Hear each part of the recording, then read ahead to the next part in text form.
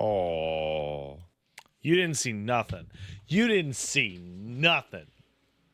You didn't see nothing.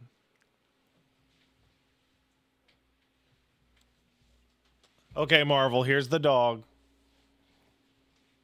Okay, everybody. Everybody calm down. As you can see, it's very late. He is Eepy. Caboose, are you Eepy? Caboose, are you there?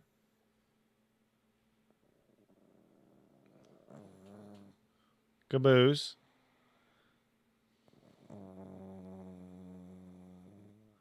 Caboose.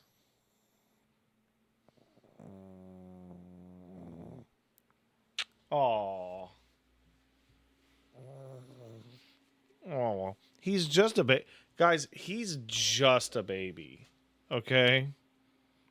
You don't understand. He's just a baby.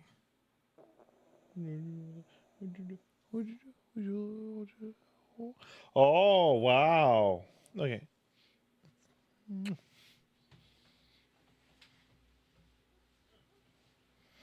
We are being sponsored by Owlcat today to bring you another quick look at Rue Valley, which is, if the sheet in front of me is correct, available to purchase on Steam today.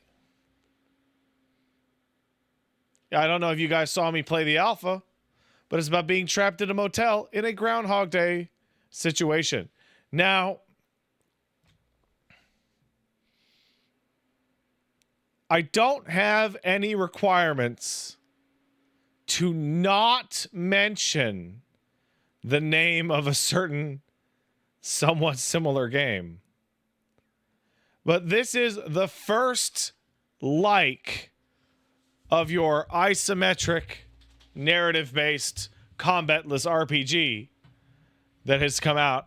And I would actually prefer, me personally, for people to actually judge this game on its own merits, because it's really frustrating to be compared to like the first one over and over, unless you're Street Fighter, because Ye Are Kung Fu rules, but Street Fighter 1's a pile of shit.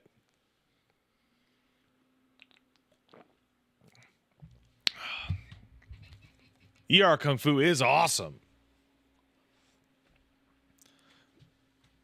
People should talk about Ye Are Kung Fu more. That's what I'm saying. I've also been informed by my stat sheet that the voice acting is now full, which is going to make it a lot easier on me, because when I did that alpha, it was missing most of its voice acting, and that was tough on my throat. And as we all know, we need to keep my throat tip-top.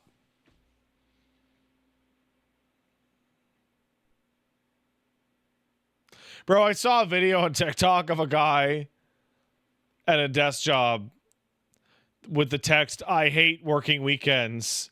And he pulled 8 hot dogs with the buns on them out of a gigantic Ziploc bag and had like a can of pocket cheese for it.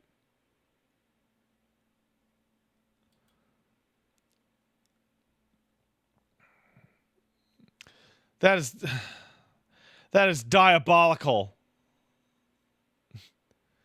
8 glizzies? 8, dude?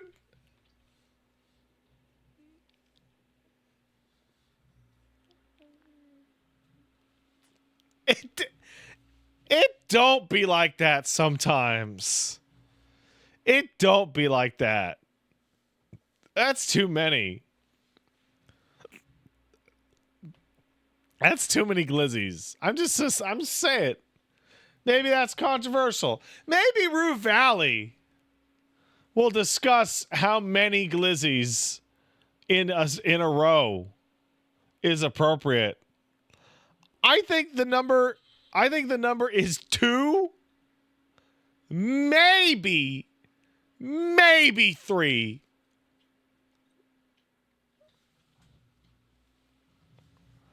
I think 2 is the right amount of hot dogs. That's what I think. Stop saying glizzy? No. You want me to call them Nancy dogs? I'll do it.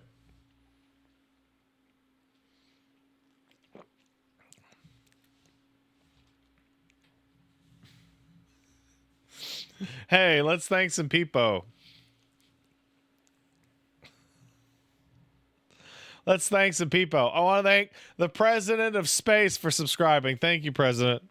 I also want to thank Ligma Laminsa for kicking in $5. Almost beat Ninja Gaiden 4. Gotta say, this might actually be up there with Ninja Gaiden 2 Black.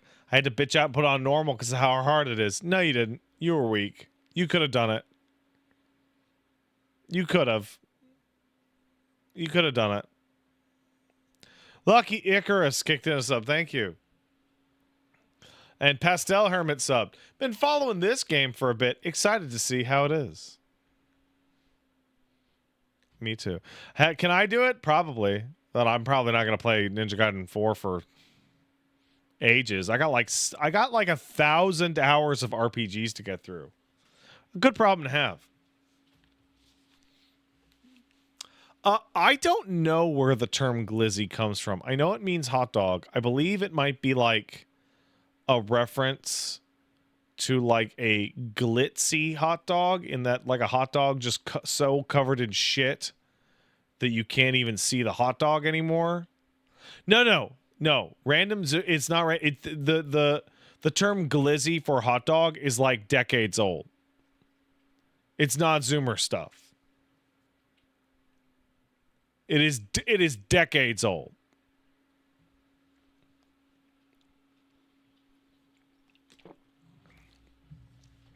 Like you can't assume that slang is some new invention of the kids just because you don't know it. Maybe you're just not hip.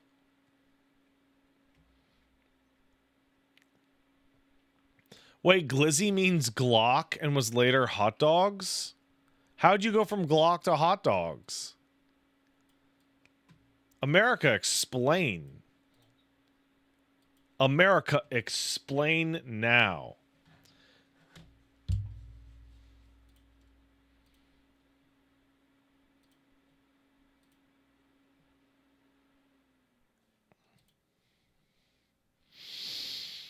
They won't do it. By the way, thanks for the sub, Bio Apple. Appreciate it.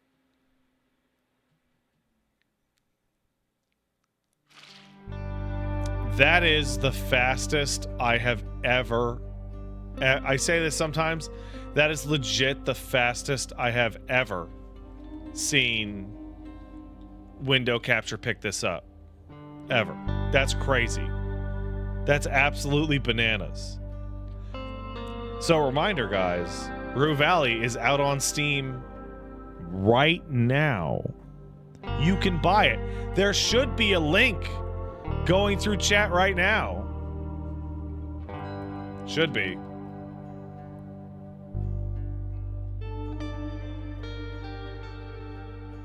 Yes, there is. On YouTube and on Twitch. Yes, there's a link you can click. You can click the link. It'll bring you to the video game. And then I'll have done my job. Let's start it. You know, let's start settings, shall we? How high can I kick it that you at 30%? That's... Oh my god, this is totally built off of like Owlcat's engine. Because that's what their thing goes up to. It goes up to 30%. That's interesting. Display works for me. Audio is on. Controls. It has controls. All right, let's do it. We do not support the use of unprescribed, purple, or otherwise medication for mental health, and warn you to avoid such things in real life. Got it. Got it. Even if your drugs are purple, don't take them unless a doctor helps you.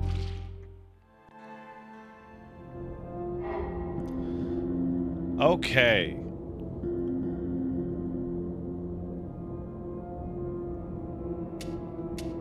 Okay. This is a start. Paranoid. I'm a little paranoid. I'm a little awkward. I got a little bit of a guilt situation.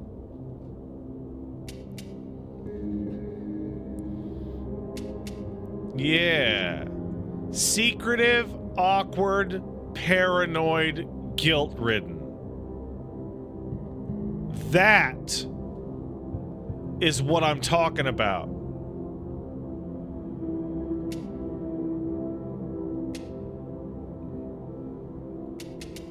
No. Cynical. There we go. Cynical.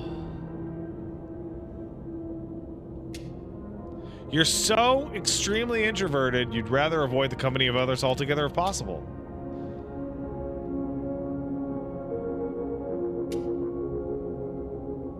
There we go. That's it. You know you're pretty calculated. You're often overthinking stuff and generally very cautious. Well, what's over here? Nah. As a very introverted individual, you neither enjoy nor know how to communicate with others, especially strangers. I mean, I figured it out. Eventually. Being a somewhat indifferent person means you realize that emotions exist, but you usually ignore them. Absolutely. Emotions are cringe.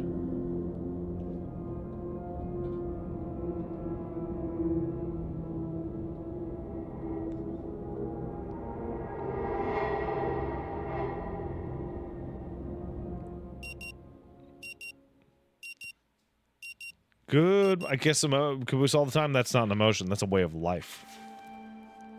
The frenetic sound of a century-old clock nudges you back to the present. The stale air perfectly complements the image of the old motel room. Still with me, Mr. Harrell? This art style is so cool. Your personality traits determine your dialogue options. Some options will only be available if you have a certain trait, while others might be blocked by that same trait. Remember, traits are neither good nor bad. They're a crucial part of role-playing a character in real time. I get it.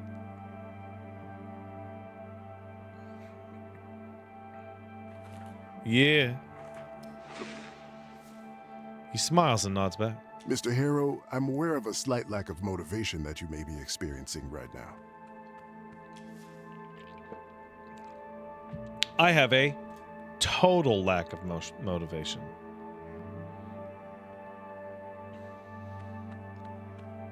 Slight lack of motivation? More like total. Yeah.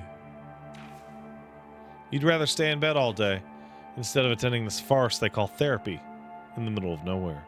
And we'll surely be coming back to this condition of yours later during our sessions. Your personality is represented by this part of the screen. It shows your personality axis that you defined during character creation, as well as the trait that you chose. Select a trait to see what it does. But for now, I just want you to acknowledge its existence and try to stay aware of it at all times, if possible. Silence befalls the room, a muffled clanging sound from outside, only making the moment more comfortable. I'm fine. Lie. Oh, I do this. My wife hates it. She hates it. That's good to hear. Now, in order to keep us focused, I always limit the session length to exactly 1 hour, hence the alarm. However, since this is your first session, I'll allow a few questions, if there's anything. Why do I have to come here in the middle of nowhere? It may be hard to understand the need for isolation at first, but my methods require complete divergence from the client's regular way of life, as well as temporary distancing from their social groups and circles. That sounds like a cult, dog. This place is ideal in that regard. However, it's understandable that you need a period of adaptation to both this idea and to your new surroundings. That's also why I haven't asked you to hand over your phone. Yet. But please don't be alarmed. We'll talk about everything in due time. Any other questions? Can't you just say that I'm fine so we can both move on with our lives? Mr. Harrow, It looks you straight in the eye.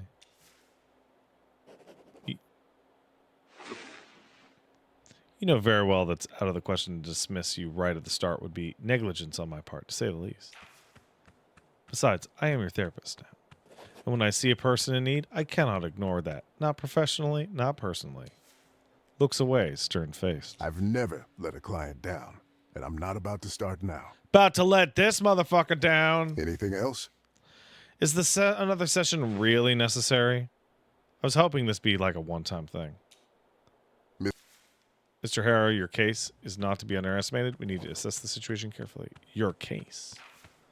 Not so long ago, nobody cared about what you do. Yet now suddenly, your business, everybody's business. This first session is more for you to get acquainted with me and my methods. We have a long road ahead of us. Glances at the clock. Almost too fast for you to notice. All right, then. That's it for today. Through the door, you hear that sound again. You should go and check in at the office. Your room is probably ready by now. Okay.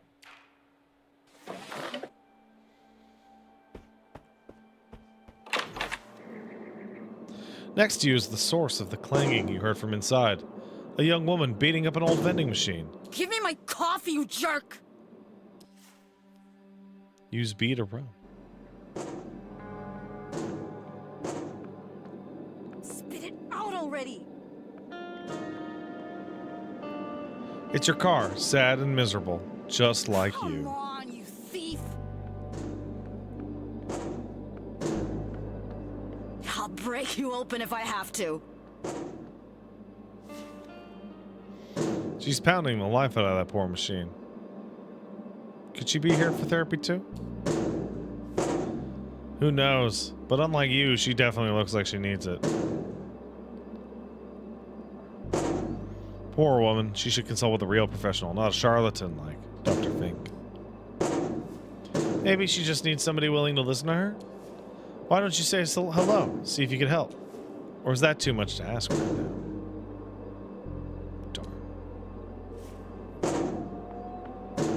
This aesthetic is really cool.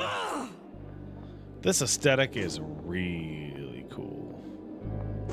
Looks uncomfortable. Give me my coffee, you jerk!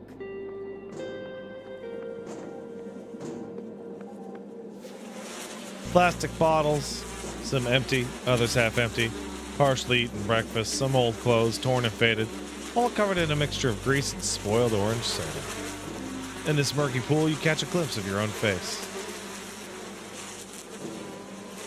Stomp on your distorted image.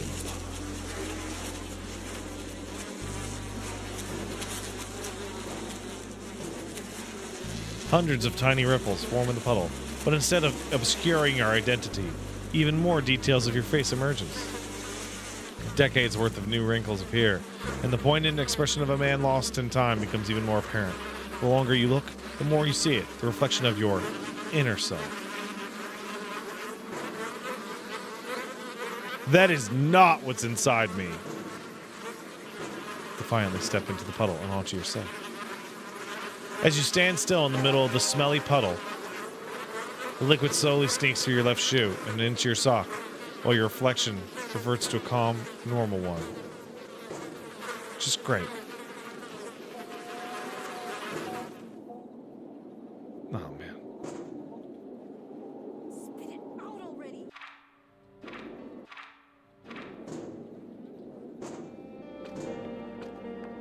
Come on, you thief! Free Wi-Fi, AC, phone, clean rooms, cable TV, vending Break machine. you open if I have to. Sounds good to me.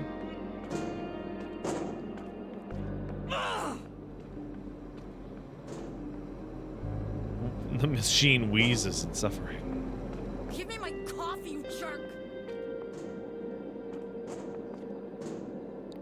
Room number 1 looks like no one's inside. It's coiled like a sleeping serpent. Come on, you thief! Looks uncomfortable.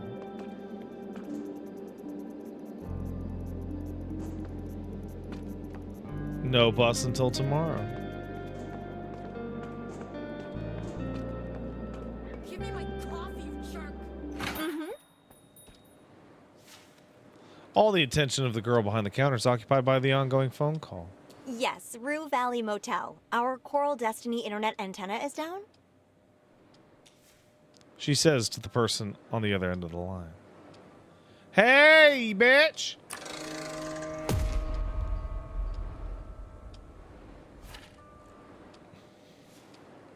It's best to let her make the first move. She'll soon notice you on her own. End the phone call. Ask if she can help you. That's what the receptionists are supposed to do. Pretend to look at leaflets laying on the desk and hope she'll address you eventually. You grab a leaflet and stare through it, mentally preparing for the imminent conversation. You either manage to look like you're really here for the leaflets, or she doesn't care. No, the repair tech already came yesterday. Said the internet will be up by noon today. She says to the person on the other side of the call. After a dozen anxiety-filled seconds, you finally realize she's not about to cut her call short just because you happen to show up. Move away from the reception desk to stop invading her personal space.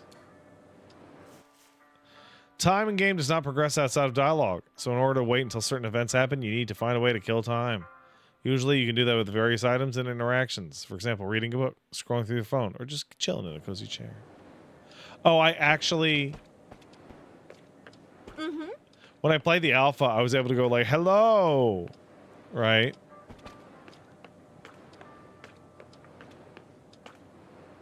Yes, I have rebooted the modem.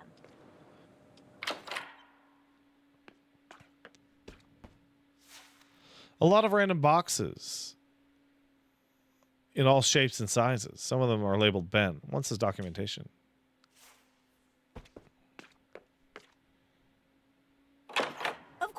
Urgent. Our guests don't have Wi-Fi. The credit card machines are dead. We can't access reservations. Let's have a seat.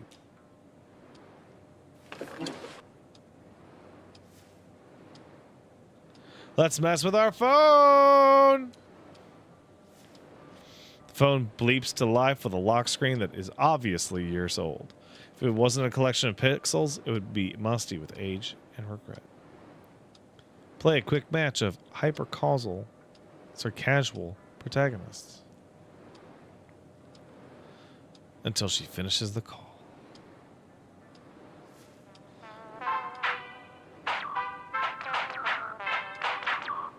The first wave of tiny bow tie wearing antagonists appears on your phone screen. Touch. I guess I'm supposed to squash them all. Sigh. You continued squashing them. Oh, I didn't see it. You tap the one carrying a golden fork and he instantly turns into an amorphous purple splotch. A matching splotching sound effect plays at the same time, further confirming that the bow tie wearing golden fork carrying antagonist is no more.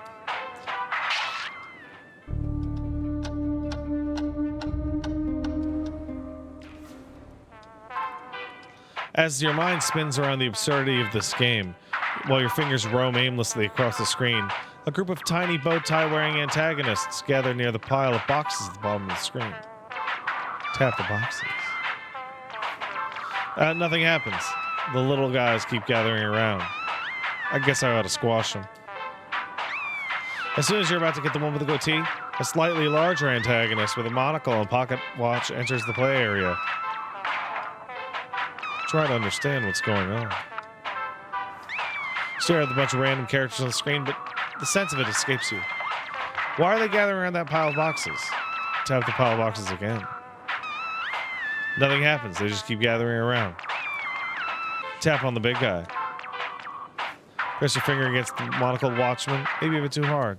Tip of your finger slips and you almost drop your phone. You look at the screen after your heart almost skipped a beat. See the whole screen is taken up by bold fat letters saying, temporal disruption. What the fuck is going on? The letters disappear and you notice the whole screen is frozen. The antagonists gathered around the pile of boxes are still in their weirdest poses. Look if there's anything different on the screen. There is. A small timer at the edge of the screen is ticking down, and it's gone. The screen comes alive for a split second, the antagonist unfreezes, and continue to antagonize the pile of boxes. And before you get the chance to do anything, the whole screen phone is covered in black. Out of the blackness, disappointing red letters appear. Protagonist defeated. Quit. With a quick swipe and finger flick, the game is gone and you're back staring at your old wallpaper. Minutes pass, but the phone calls and still not at its end. Listen, I know what I'm talking about. Your repair tech said it was fixed. Can you just... She seems to get interrupted by the person on the other end of the line. Back to the phone. Scroll through the feed until she finishes the call. You start scrolling through stale memes, boring news, beach photos of ex-acquaintances, and poorly targeted sponsored posts. Scroll some more. In one picture, a grinning middle-aged stranger is apparently showcasing his newest baby. Thanks to a cleverly applied filter, both of them sport donkey ears. In an overly long and arguably racist video, a non-native speaker is repeatedly making embarrassing linguistic errors. They often turn out to be unintentional double entendres. Hilarity ensues. I gotta tell you, the trend of people like crying, being like, why is this language so hard? And they can't say like cat in French, and then the robot voice calls them a stupid idiot is like the funniest fucking thing I've ever seen.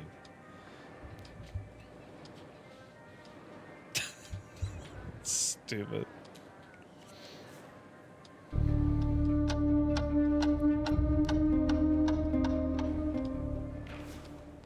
After a while, you realize that neither the pictures nor posts are loading correctly.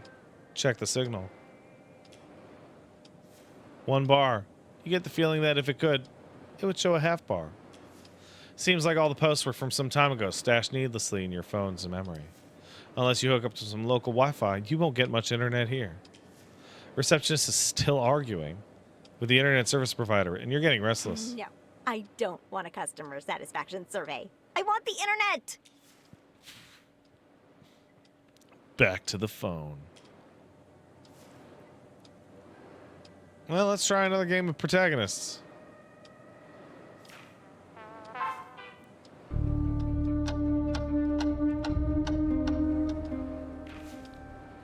It's like been hours. Enough of this for now. Time goes by and the girl at the receptionist's desk is still talking. Misheard? No, she said Sunday noon. I wrote it down. I'm not... Sunday or later? That's... No. This is such a waste of time.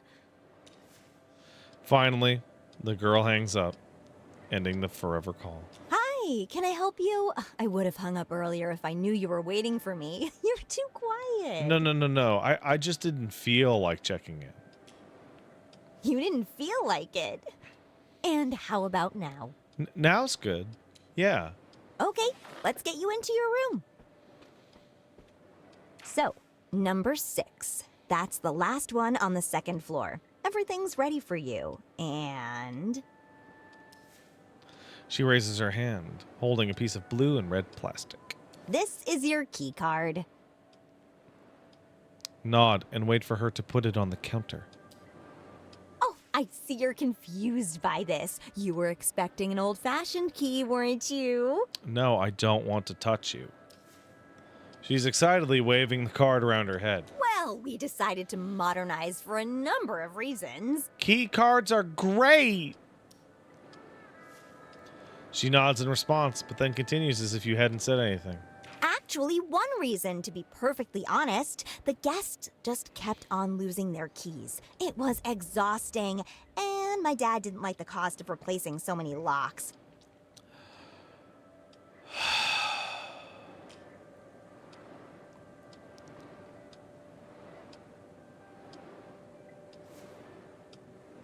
After some time, you come back to reality, only to find her still talking. How great is that? It makes my life so much easier. She takes a deep breath, planning to continue, but a notification from her phone interrupts her. She immediately grabs the phone, smiles, and starts typing a message, as if she suddenly forgot she was talking with you.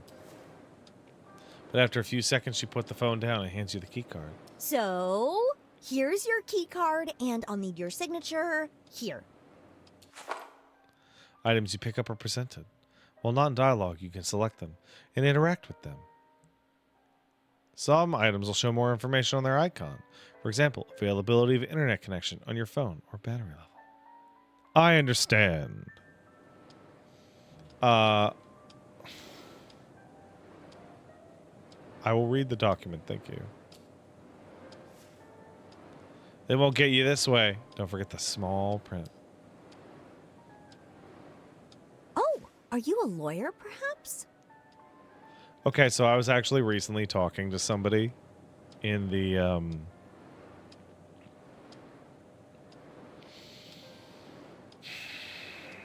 influencer business, and I was like,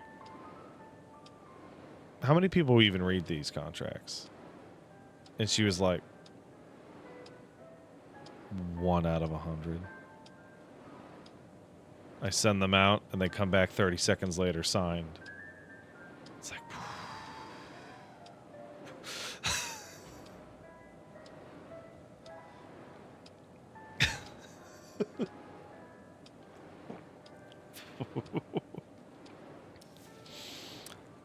not really.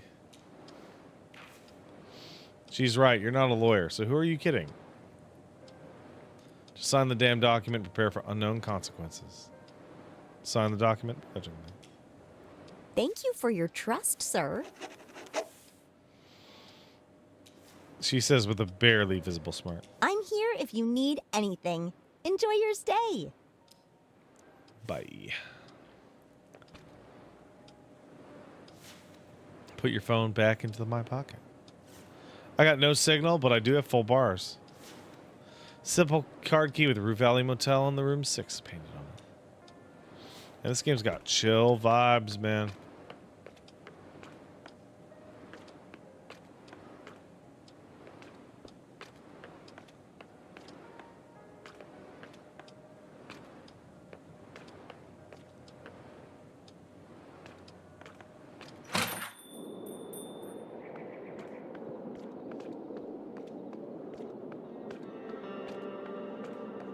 Nobody here, huh? This is a remarkably small area. I wonder if it has any potential to expand.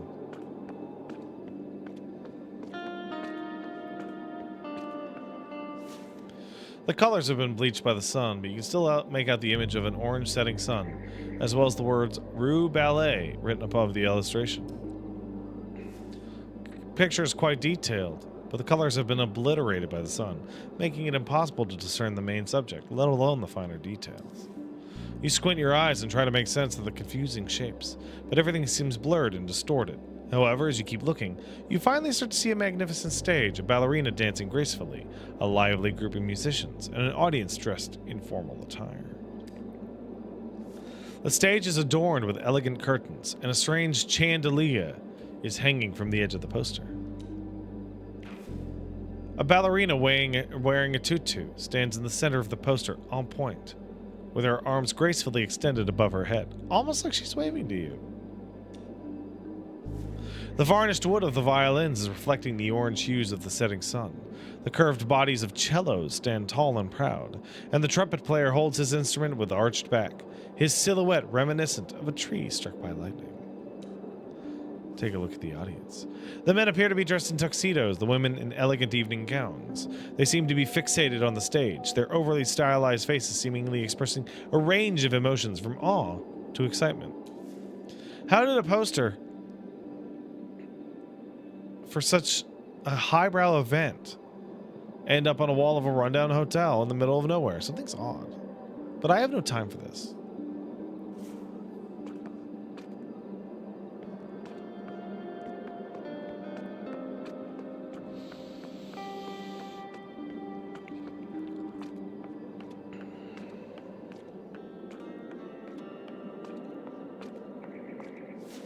The door of the mark number 5. Knock, knock. Stocky man in his 50s opens the door. Yeah. Sorry, man, wrong door. No problem.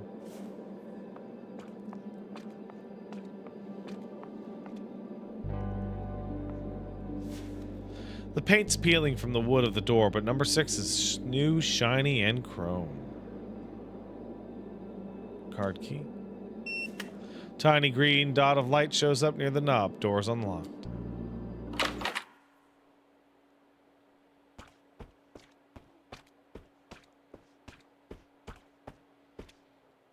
Let's go take a shit. There's so many dark patches that this can barely be called a mirror. A small cup is on the shelf. Mirror splotches make interesting patterns on your face. They conceal a dark circle here, mole there, patch of wrinkles. A mole? Could it be skin cancer? The good old mole under your left eye. Been with you as long as you can remember. Still, has it grown in size a little?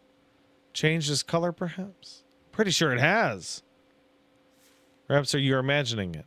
Or it may be too late to worry about it, and you'll die in a matter of days. A stranger who looks exactly like you is staring you straight in the eye. Leave.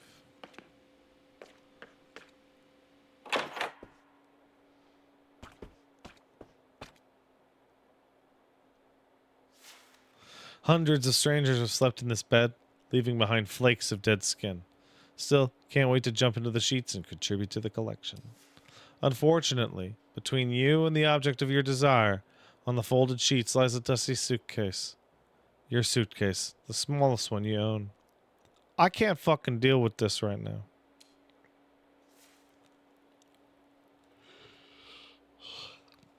Yeah, it's such a chore.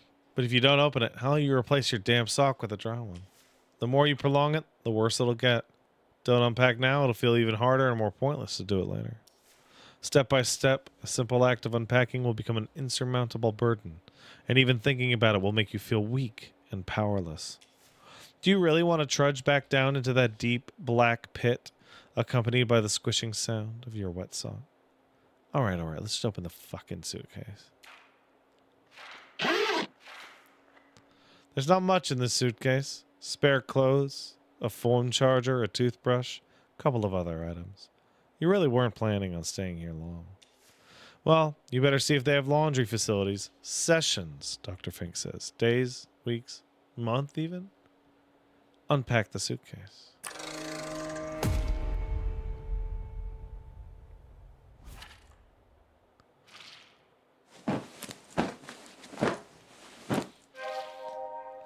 You replace the mushy sock with a dry one.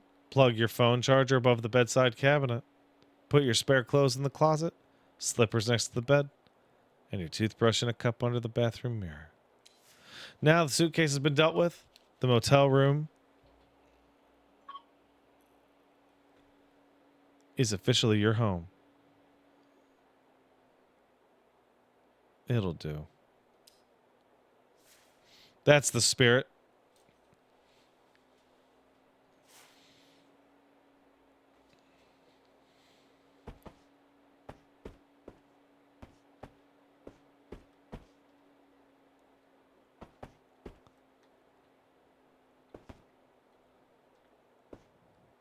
That's the rules.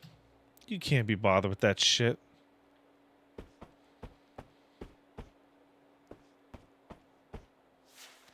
Despite the tight sheets and crisp-looking pillow, bed reeks of dust and age. Let's crawl into bed.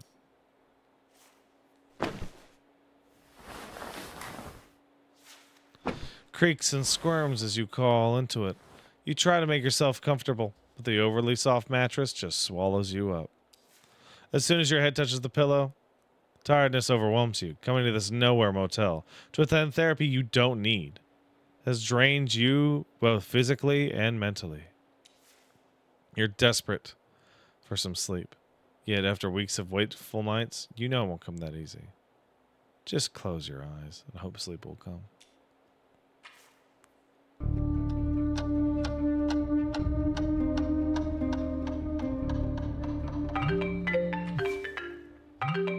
Your ears a piece of a ringtone you swore to change years ago. Put it on silent and ignore it! You silence your phone as the mystery of the caller's identity gently teases you. Close your eyes again.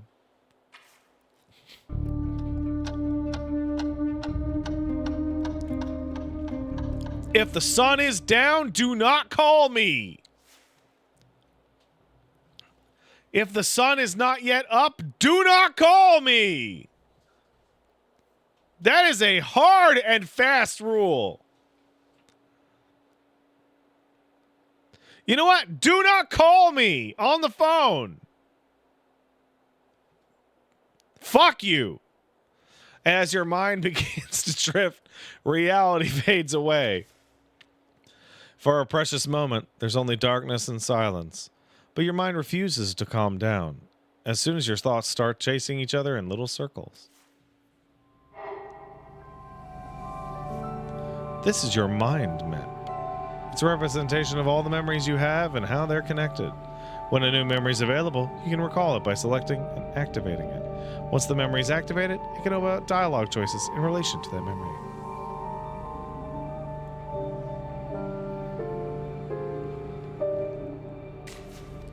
From the blur of half-formed memories and impressions, an image of the receptionist emerges. You're desperately trying to catch her attention, but she's completely engrossed in the ongoing phone call. Pretend to look at the leaflets. What a pathetic attempt at acting. Or were you a bad actor on purpose, hoping she'd take pity on you? Robin Fleming. Very talkative girl. Her name is Robin Fleming. You hear a familiar sound. It's your annoying ringtone, the one you promised yourself you'd change ages ago. Put it on silent and ignore it. Now, why would anyone answer a call from an unknown number?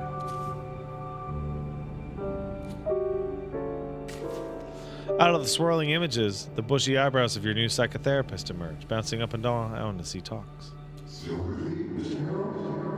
Just nod. Are you conserving your words or hiding the fact you don't have any? I bet it's the latter. You survived the first session with your psychotherapist, Dr. Gideon Fink. Despite your efforts to act normal, it seems he plans to keep you here for some time. The image of a young woman flashes before your mind's eye. She's punching and kicking the old vending machine. Could she be here for therapy as well? Ignore her. It is what it is. You've got nothing to say, nothing to do, just the bare minimum. Vending machine vandal.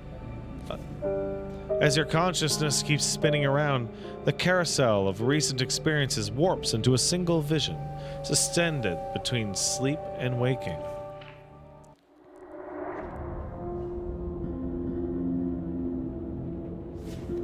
You find yourself staring at the smallest suitcase you own.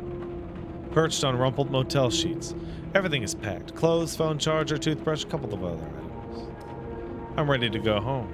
As you reach for the handle, you notice a toothless gap, as if the suitcase forgot to fully exhale. Then the gap opens just a little, and something shifts inside. The suitcase jerks. It's just a faulty latch. Let's go. But the suitcase feels too alive. With a loud hiss, the seam splits as Snake's head appears, lidless eyes fixed on yours. Then more hisses follow, and more snakes emerge, liquid as death and cold as oil. Their bodies twist into knots, ready to spill all over the sweaty sheets. Close it. Close it! You slam the lid down. The latch snaps shut, silencing the hisses. For now.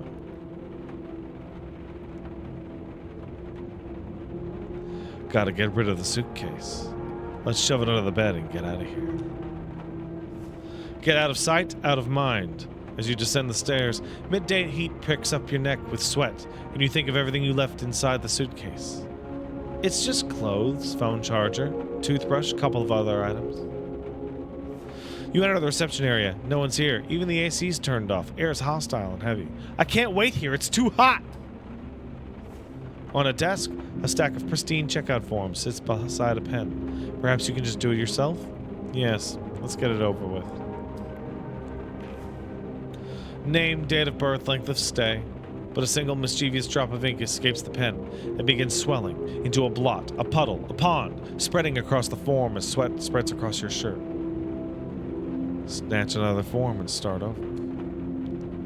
You slap the new form over the old one. The blot seeps upward. Your sweat drips downward. The paper becomes a battleground of stains. Your tongue feels swollen. Your throat dry. It's no use. Just keep writing. You write all the words in black on a completely black paper and sign it in black. Not your fault at all. You did what you could. Now it's time to leave. Find something to drink. Let's get out already.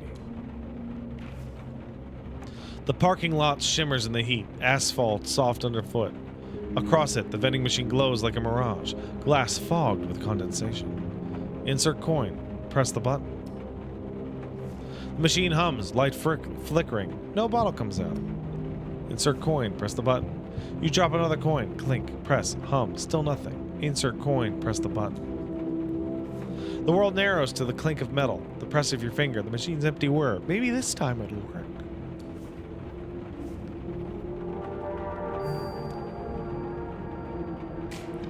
The checkout. You tried to leave this damn motel and all that therapy nonsense behind, but everything just kept falling apart. Don't worry, it wasn't even a real memory. But it is an embodiment of my feelings. More like random neural activity in your brain, synapses sparking from nothing. Best forget about it. It didn't feel random at all. Could be. But are you strong enough to remember it? Brave enough to confront it? Not yet.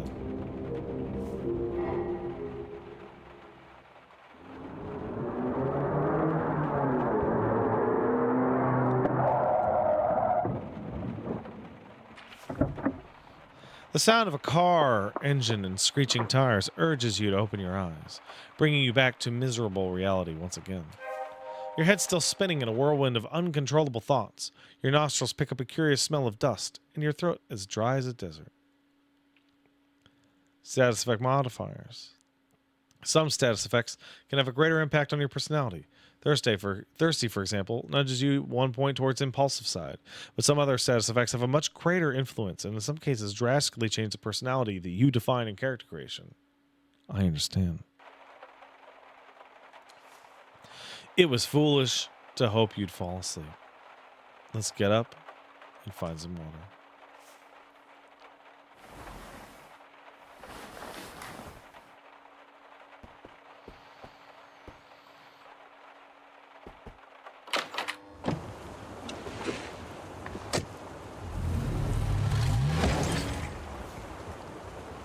God damn it. You hear the man yell from inside his vehicle. Even though the tinted windshield, you can feel his frustration. Come on, start, you piece of shit.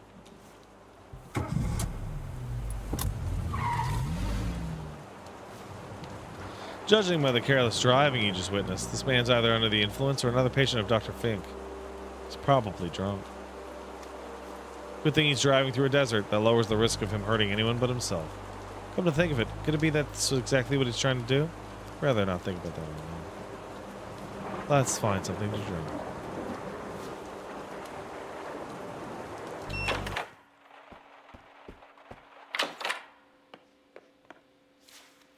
There are many dark patches. Yada yada. Turn the tap on and drink some water. As soon as you turn on the tap, a horrible smell fills your nostrils. It's like there's a plumbing issue in hell. All that blocked sewage is feeding directly into this faucet. Oh, tap out. Then you see the water streaming out of the tap. A robust shade of jet black mixed with chunks of silt. Yeah, I'm not touching that. Good.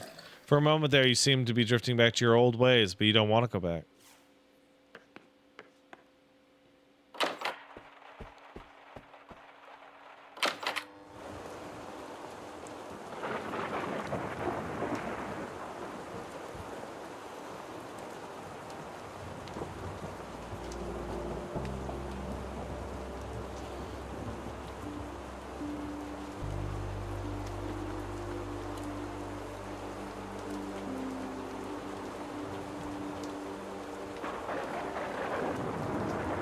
Still no signal. Whoa!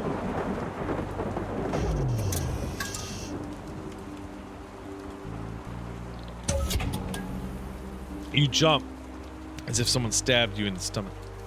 For a split second, the world was exploding, but it was just a thunderclap, the loudest one you've ever witnessed. Never a dull moment here. Shrug it off. Your mind says it's nothing, but your heart's still racing from the sudden shock. It's pumping, but there's nothing to use for this unwanted excess of adrenaline for. So it keeps lingering, eating you from the inside out, while you stand alone and thirsty in the middle of the empty parking lot.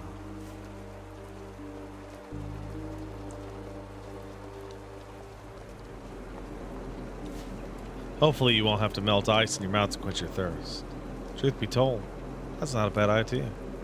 That's a terrible idea. Who knows how old that ice is? Plus there's a vending machine a couple steps away. Yeah, let's try the vending machine first.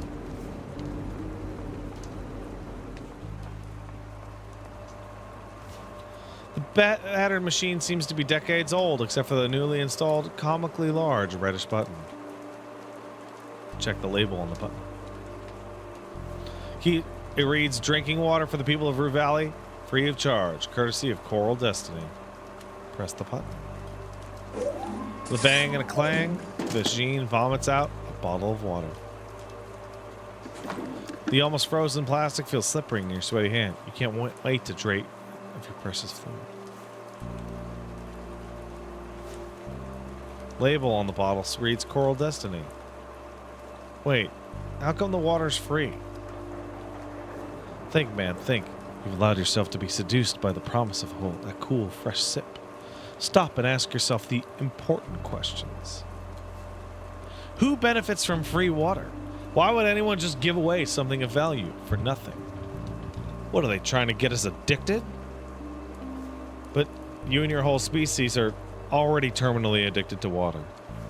No, there must be some other angle here. Something that's right in front of you, but you just can't see it. You just can't figure it out right now. I think I'm going to stay thirsty.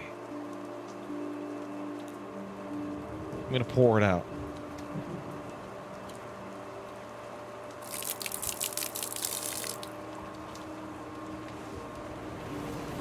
I did it.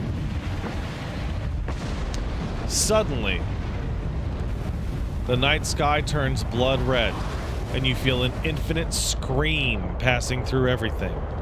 Unbearable anxiety washes over you. Get away.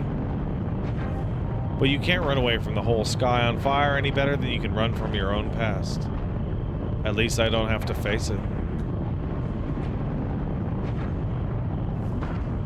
Your eyelids contract, and darkness greets you for a mere second. But as always, the carousel of suffering starts spinning immediately. How do I stop? That's easy. Simply stop being you. Nobody can stop being themselves. The receptionist says whimsically, emerging from the whirlwind. No, I was expecting an answer. But the receptionist disappears, and instead the fiery sky begins burning its way down the darkness, cutting several straight, narrow slits in your closed eyelids. I want this to stop. Well then, keep craving, keep clinging, keep suffering. I have no choice.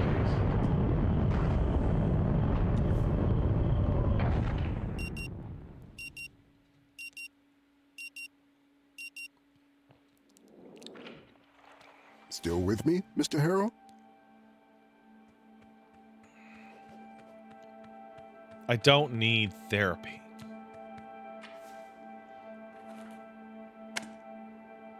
I beg to differ, Mr. Harrow. To truly help you, we'll need more time, several sessions, at minimum, to determine the severity of your case. As he speaks, Dr. Fink only seems to become more real. But I am aware of a slight lack of motivation on your part, and will surely be coming back to this condition of yours. Lack of motivation? That's the least of your worries, while your mind is filled with this crushing, overwhelming sense of impending... Wait, do you hear that? A muffled sound of metallic clanging from the outside diverts your frail attention. For some unknown reason, your heartbeat accelerates. Cold sweat appears in your armpits. At all times, if possible. Doctor finishes, apparently expecting some sort of answer from you. Sure. That's good to hear. Now, in order to keep us focused, I always limit the session length to exactly 1 hour, hence the alarm. However, since this is your first session, He stops mid-sentence and gives you a concerned look. Mr. Harrell, you're shaking. Are you feeling unwell? Well, you endured the whole session stoically this far. But this one moment of anxiety, it could completely ruin your chances of being sent back home anytime soon. Try and act like the stable, well-adjusted person that you are.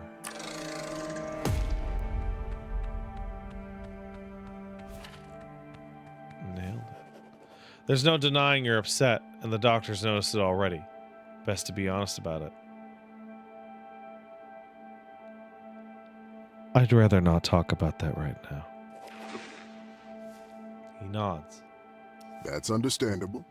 Sometimes it's hard to talk about our emotions, but we should never be ashamed of having them. Don't worry. With time, your skill and willingness to identify and communicate your inner states will surely improve. Just remember that trying to understand our feelings is always a good idea, and very often a necessary step in the process of getting better. He pauses for a moment. May I ask, how is your sleep these days? It's fine. Is that so? He seems to inspect the dark circles under your eyes. Well then, just in case you have trouble adjusting to your new bed. He opens his hand, revealing a single purple pill lying on his palm. There's no reflection in his glasses. Above them is a pair of bushy eyebrows. Remember, what I'm giving you is a mild, non-prescription herbal hypnotic drug. Nothing more. Take the Hopefully purple it'll pill. help you calm down and get some rest tonight. We'll continue tomorrow. All right then. Now you only need to pick up the key card for your room. And I'll call the receptionist to make sure everything is in order. Sounds good? Thank you.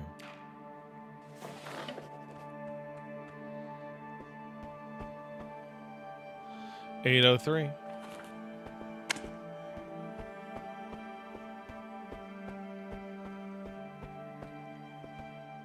List of rules. I can't be bothered with that The shit. exit is behind you. That's the bathroom. May I use it? Of course. The book's cover is dominated by a stunning redhead. Her face elegantly made up, her dress tight. Shadows gather all around her, but a gun in her hand shows she's ready for any threat. Not to mention that with that décolletage, she's definitely dressed to kill. Above the woman, the title, Lilith Undercover. Below the author's name, T.J. Sampson. Toilet literature. Troubled and disoriented man meets your gaze from the other side of the mirror. Looks exactly like you, but he doesn't feel like you. What's happening to me? You must have gotten lost in thought for a moment while the doctor was speaking. It couldn't have possibly happened more than a couple of minutes ago. But it feels like an hour has passed since. And then the sound of that old alarm clock. It wakened you from a daydream you can't remember. And this overwhelming tsunami of dread appeared out of nowhere.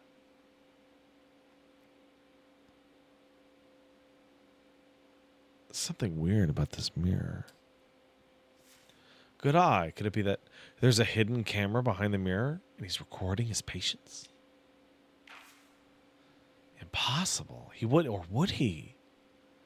Only one way to find out. You open the cabinet door carefully. But there's no sign of a secret camera inside. Instead, you find toothpaste, a roll of toilet paper, and a bottle of whiskey. Look at the label. An illustration depicts a stoic, armored warrior, icicles clinging to his mustache, as he stares blankly through a bottle clutched in his bare, frozen hand. Oh, 1 second, guys.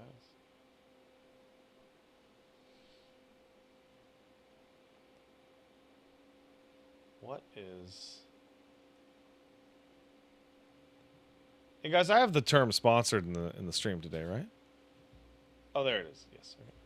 And suddenly all of a sudden I was like, did I not tell people this is a sponsored stream? Am I breaking STC guidelines? Below the figure, in purple, an old-fashioned font says, Numb Night Sour Mash. The recipe stays the same. 40% alcohol by volume. Take a few sips.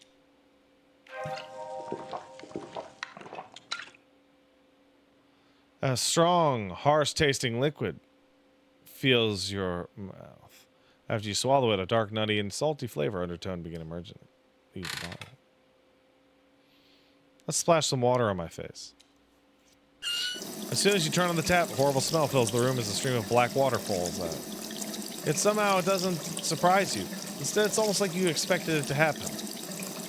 Yeah, I'm not touching that water. Swallow the purple pill with some water.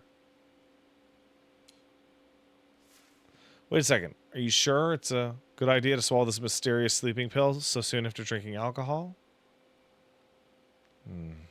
Could be dangerous. Refreshed yourself? Feeling a bit better now? Much better. That's good to hear. See you tomorrow, Mr. Harrow.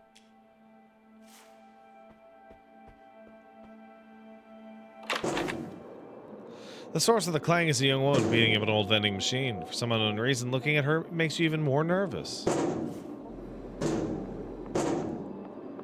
Come on, you thief!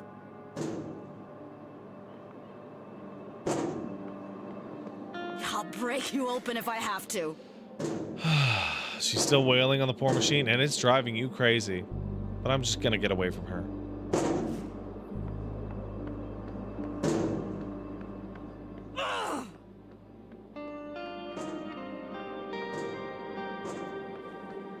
Give me my coffee, you jerk!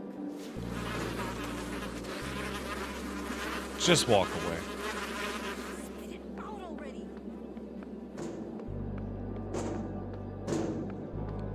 Come on, you thief! It's your car, sad and miserable, just like you. I'll break you open if I have to. The words "rub wallet" are written above the illustration. Inspect it. The image on the poster is worn and faded. You can make out a group of people gathered around a woman who's holding up what appears to be a wallet. You notice the people's faces are twisted in grotesque expressions of greed and envy. Their eyes are fixated on the woman with the wallet. You know this nonsense.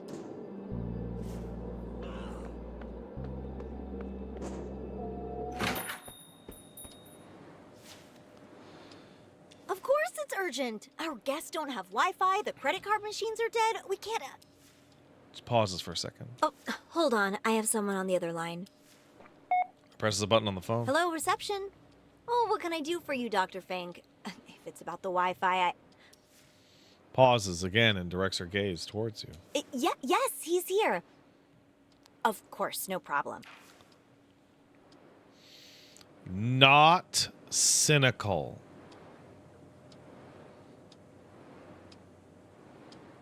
Hey, girl. Wink. Winks back and smiles as she touches the button again. Hello? I'm very sorry. I will have to call you back later. Bye.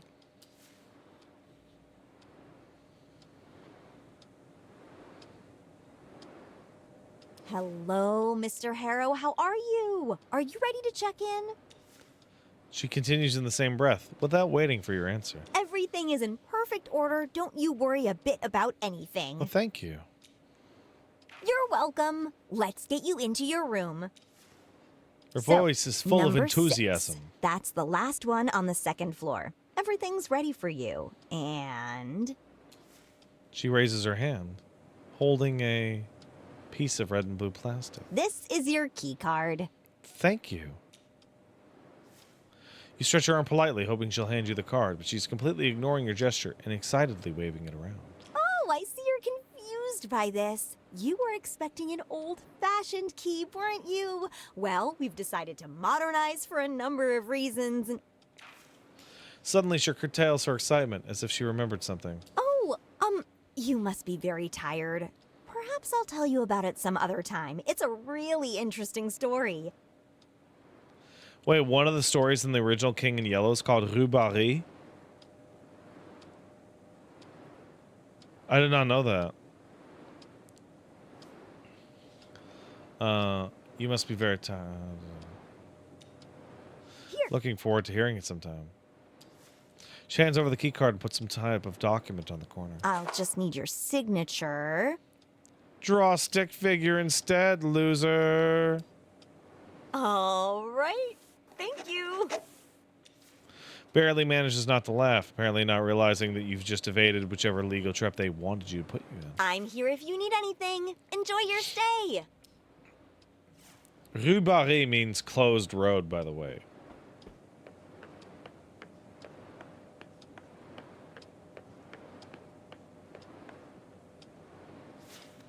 The relentless dirt has smudged the stained glass.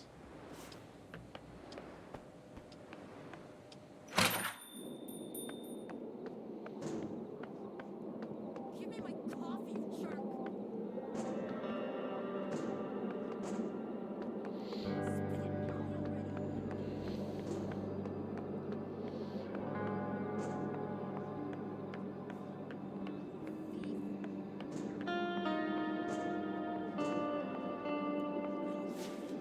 It's not.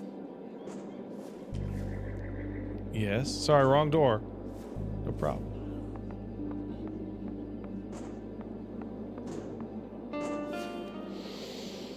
The paint's peeling from the wood of the door, but number 6 is shiny, new, and chrome.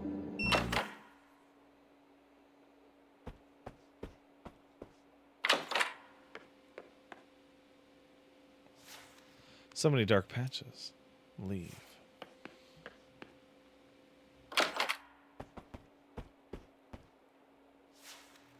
Your dusty suitcase. The smallest one you own is lying there.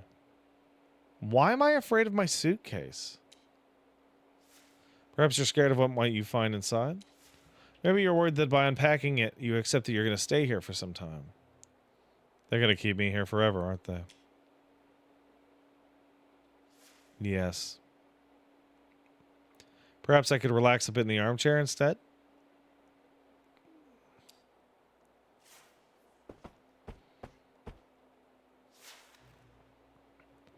The armchair looks exactly like the one in Dr. Fink's room. As soon as your butt touches the frayed armchair seat, tiredness overwhelms you. Coming to this nowhere motel to attend therapy you don't need has drained you both physically and mentally. All you want to do is sleep, but unnerving restlessness is gnawing at you from the inside, like a colony of termites munching on a piece of dead wood. Stare at your suitcase. What a pitiful, inert object. It's full of my stuff. Stuff? Clothes, phone charger, toothbrush. Might as well be empty. But it isn't. And it won't ever be without your help. Just close your eyes and hope that sleep will come.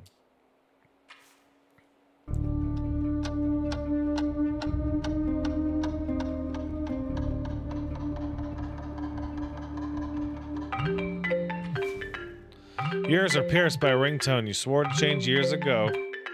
Check who's calling. Screen simply reads unknown number. You feel betrayed by your own phone masking the identity of mysterious caller. Fine, we'll answer it. Hello, sir. Am I speaking with Eugene Harrow? The line crackles heavily, as if the man speaking from the distance past. What can I do for you? Well, Mr. Harrow, the real question is, what can we do for you? My name is Percy Rugger, and I'm a senior sales executive at Ulterior Paralegal Exploits Consultancy. We'd like to offer our help regarding your case. Who gave you this number? Well, Mr. Harrow, to be honest, I don't even have your number. It was randomly selected by the computer. The privacy of our potential clients is among our core values here at Ulterior Paralegal Exploits Consultancy, I can assure you.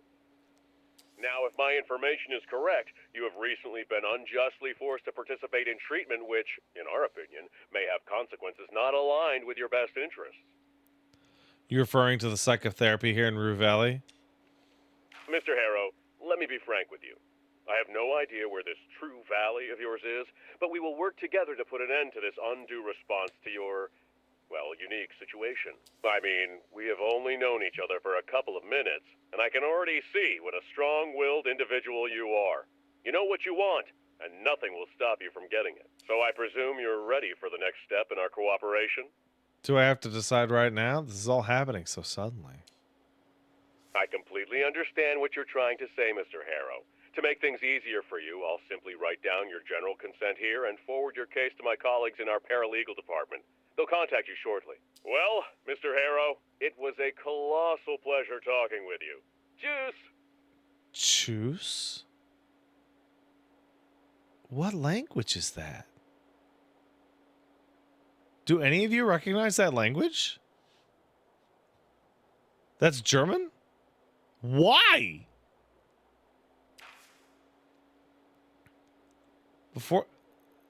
Before you have a chance to say anything, the phone line's already dead.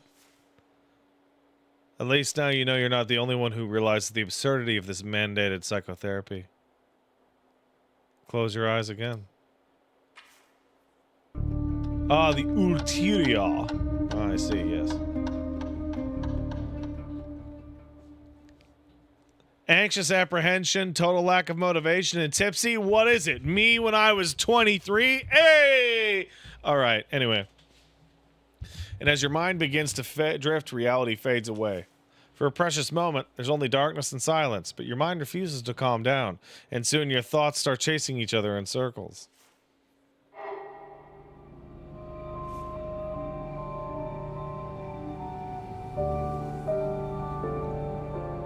I see.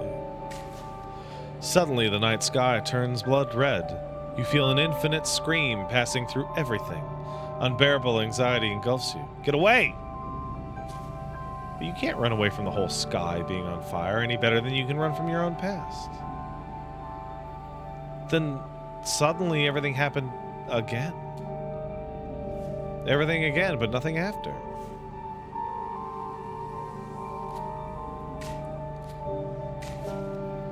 Judging by the careless driving you just witnessed, the man's either under the influence or another patient. He's probably drunk. Good thing he's driving through a desert. That lowers the risk of him hurting anyone but himself. When did this happen?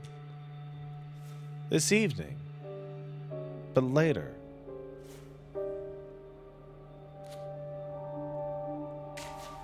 For a split second, the whole world was exploding. But that was just a thunderclap. The loudest one you've ever witnessed. Never a dull moment here. Your mind says it's nothing, but your heart's still racing from the shock.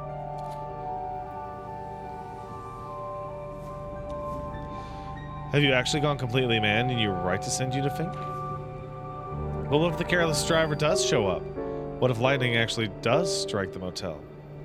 And the night sky turns red. The combination of several specific memories can create an idea. With enough inspiration or willpower, you can turn that idea into an intention. Intention opens new dialogue that will lead you through the journey of completing that intention. Keep in mind that not all that you intend can be successfully achieved.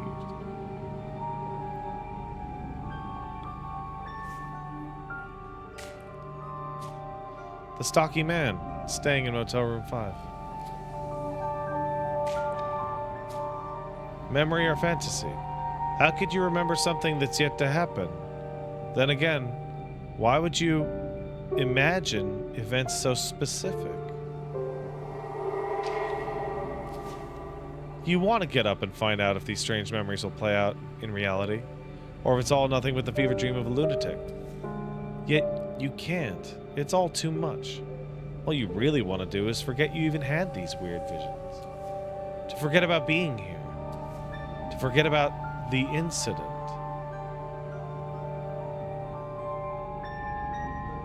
Stay in the armchair forever.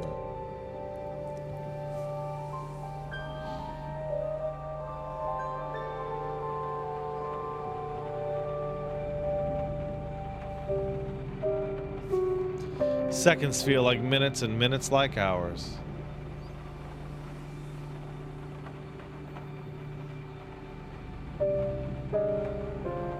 Close your eyes again. As soon as you close your eyes, the images return again, chasing one another. You can't seem to calm down until at last you open your eyes again.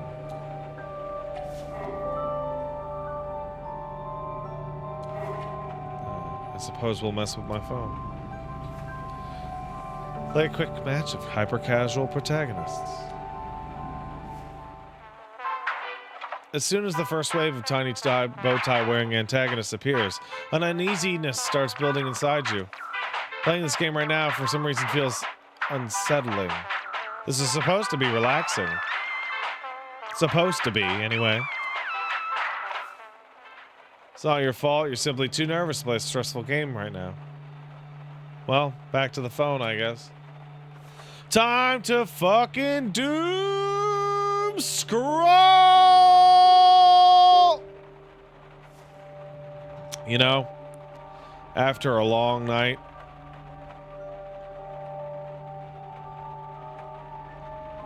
after a long day, that 20 minutes doom scrolling before I go to bed is sometimes the best 3.5 hours of my day. You start scrolling, but every post looks like you've already seen it before. Same old, same old.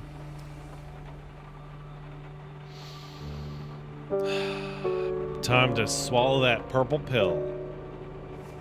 Swallowing a pill without water is not a pleasant task, but getting up to only get some water definitely feels like too much of an effort. Paige makes fun of me for this, but I take all my pills dry. I just grab my pill and throw it back. I have no problem. Don't need water at all. Force the pill down your throat.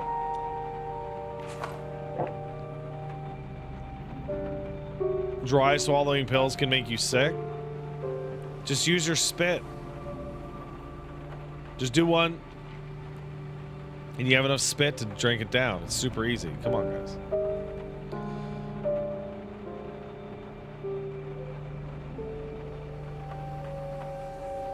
Using saliva as a lubricant, you help the purple capsule find its way into your stomach.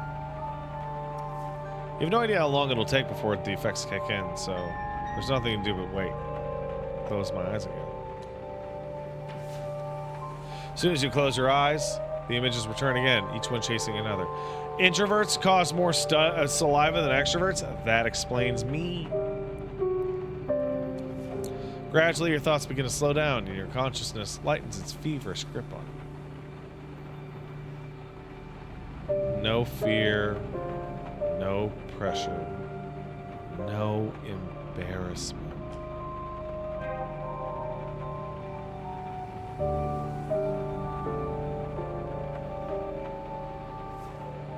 Was it the purple pill? Or was it the numb night? Doesn't matter. Nothing matters. Embrace the sweet relief. Like a leaf on the wind, you're tossed this way and that.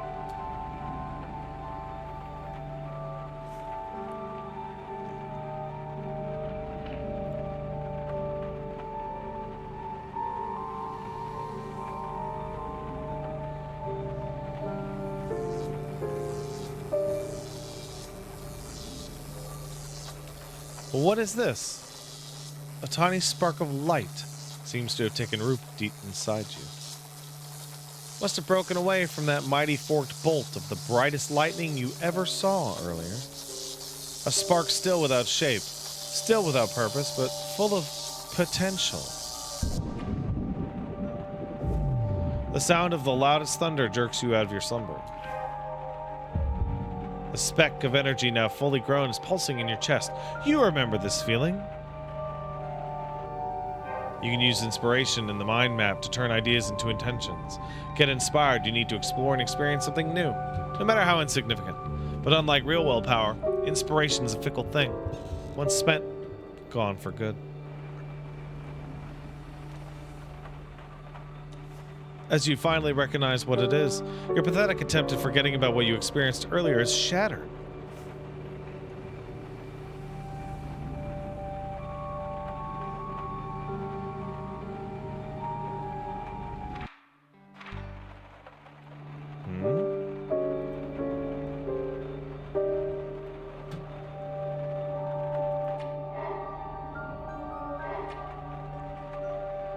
Ah, there it is. Memory. Oh, Percy Rugger. You received a phone call from Percy Rugger, senior sales executive at Utilia Paralegal Exploits Consultant. Maybe you could use that spark of inspiration and investigate. You have to find out if the careless driver showed up again. You must know if the sky will really set itself ablaze. You need to know if everything will happen again. If it does, you need to remember. Get up. Here, you can see your active intentions. Select them to see more details about how to complete them. Choosing an intention will open up the mind map with that intention in focus.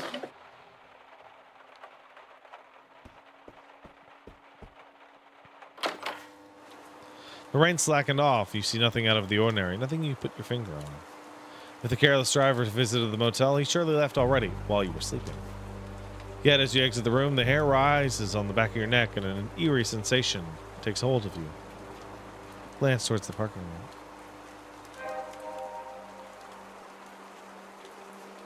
As you stare at the reflections of the wet, dark asphalt, the memory begins unfolding in your mind again.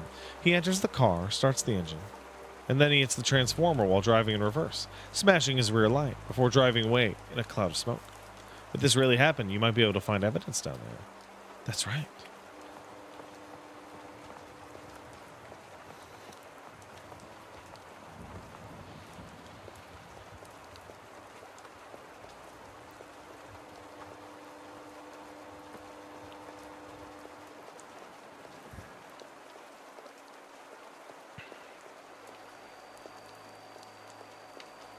Ooh, sound of electricity. I like it.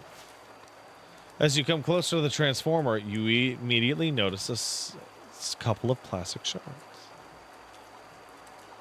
The transformer doesn't show any obvious signs of impact. Look at the shards.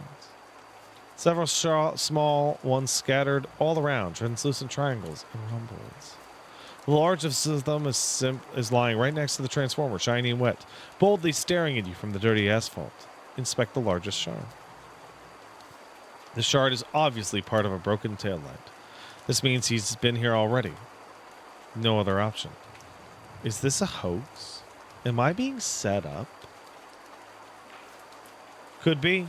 Who knows what their intentions may be.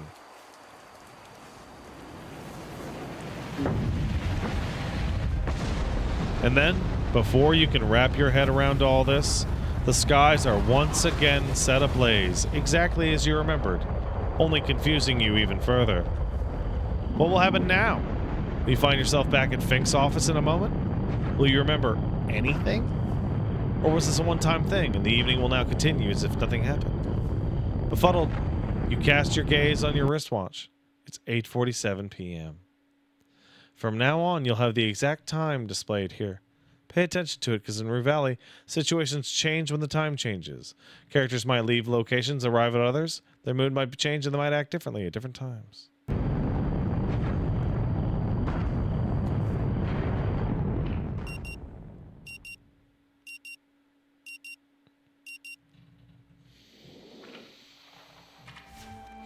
The frenetic sound of the alarm nudges you back to the present. Still with me, Mr. Harrell?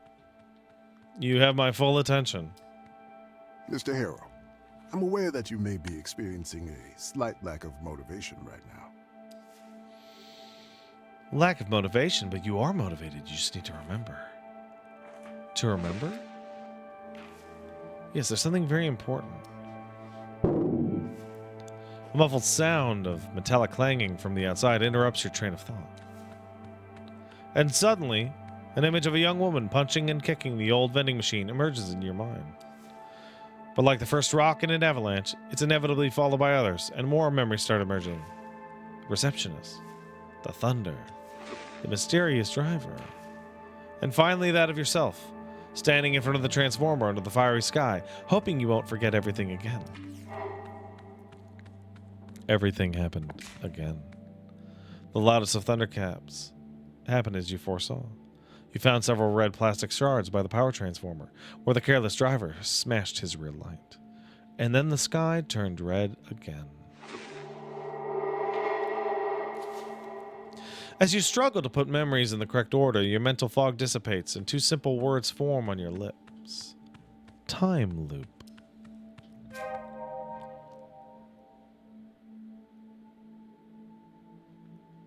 Time loop?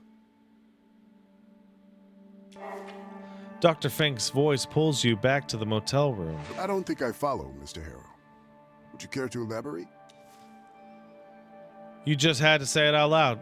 Good luck explaining it. I am trapped in a time loop. Well, ain't the smartest thing to say to a psychotherapist at the end of your first session. He's probably going to draft you a certificate of sanity right now. I see. He gives you a concerned look and starts to scribble something in his notebook. You're pretty sure that he wrote down the word crazy at least once. The next 47 minutes are repeating over and over. Scribbles a few more words. All right. And how does that make you feel? I mean, you don't believe me. Mr. Harrow, it doesn't matter if I believe you or not. We are here to understand your situation and take the appropriate actions.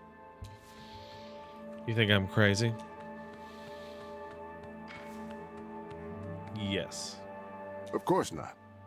I'm just keeping notes so we can be on track in our next sessions. For which, I think, you could use a good night's rest. You should go and check in at the office. Your room is probably ready by now. Get up. No pill.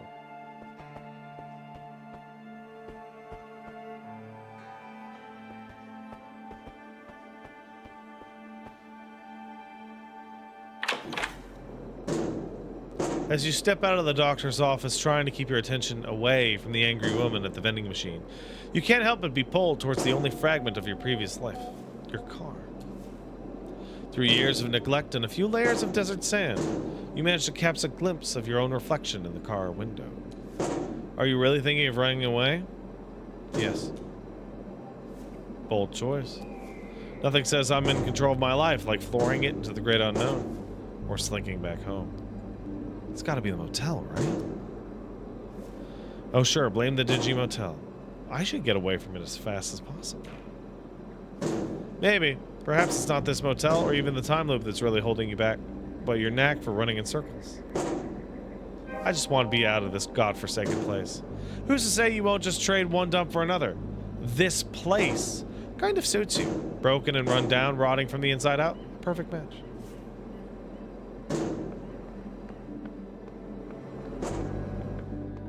Spit it out already! Even though the car's a mess, it still has gas. Better than walking. Let's go north.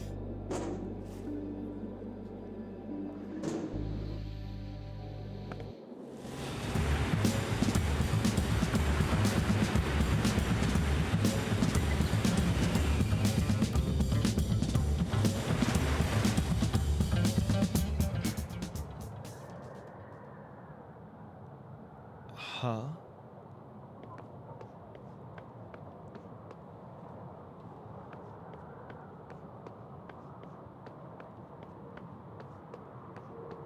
Yeah, what's that timer?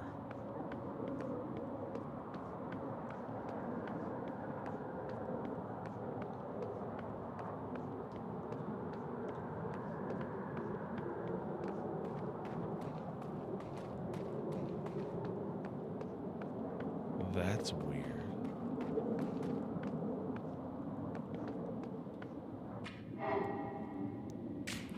Leave this godforsaken place. It's repulsive, this place, isn't it?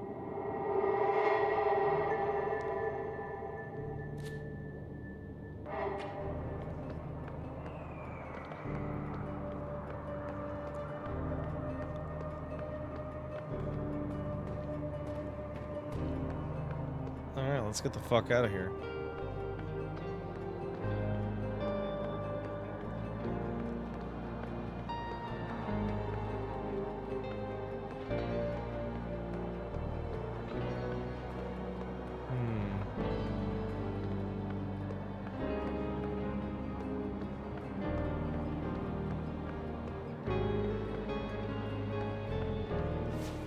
Yeah, I'll have to continue slogging it on foot. Let's do it.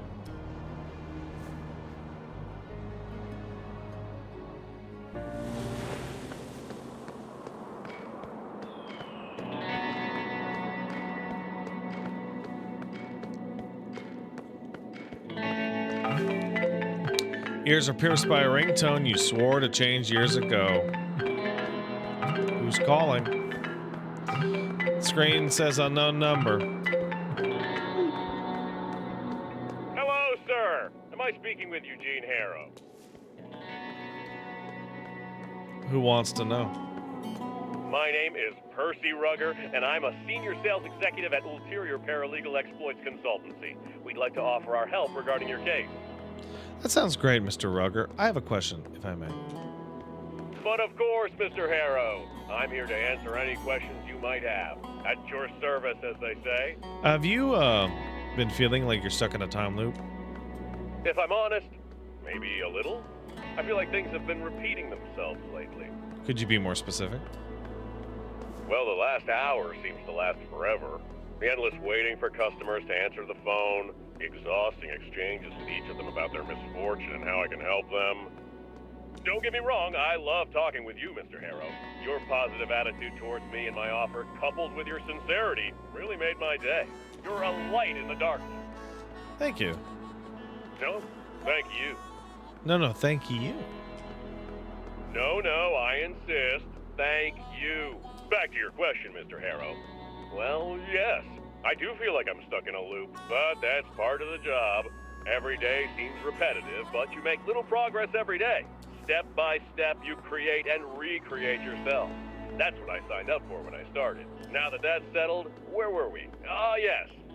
If my information is correct, you have recently been unjustly forced to participate in a treatment which, in our opinion, may have consequences not aligned with your best interests. I'd rather not talk about it.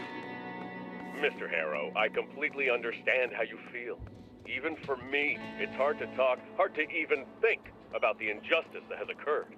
But we will work together to put an end to this undue response to your, well, unique situation. I mean, we have only known each other for a couple of minutes, and I can already see what a strong-willed individual you are. You know what you want, and nothing will stop you from getting it. So I presume you're ready for the next step in our cooperation? You know what? All right. Now that's what I like to hear. Eugene, Mr. Harrow, you truly are a man of action. I'll write down your general consent here and forward your case to my colleagues in our paralegal department. They'll contact you shortly. Well, Mr. Harrow, it was a colossal pleasure talking with you. Juice! Before you have a chance to say anything, phone line's already dead.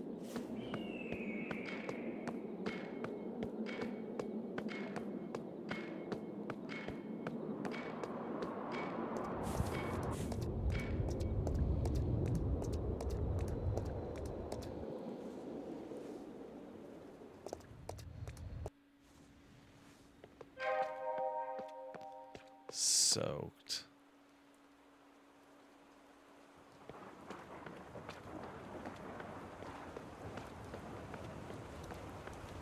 This is really cool. This is really cool. I remember when I played the alpha, I was very impressed. But I'm like, getting to leave the motel really opens it up. One has to wonder how this flower ended up in such a forsaken stretch of concrete. What seed decided this was the perfect spot to take root, sprout, and bloom? Life always finds a way. Tired old expressions always find a way to creep back into someone's mouth. But yes, the struggle of this flower to survive and thrive is amazing. Who knew that such a small thing could teach such a large lesson?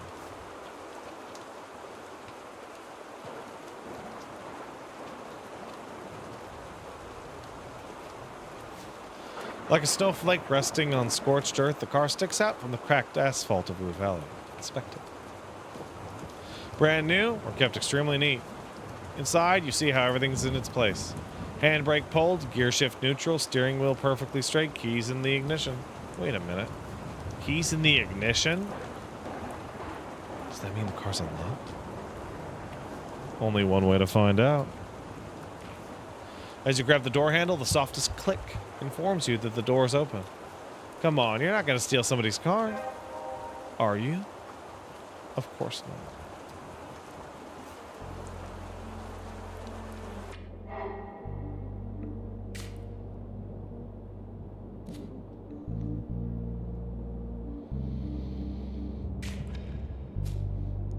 Car's just standing there. Doors open, keys in the ignition. Not enough willpower.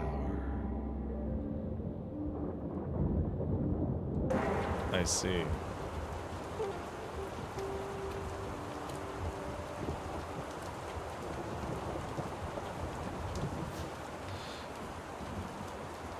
The way leads down to the desert. You see some farm or ranch down there in the distance.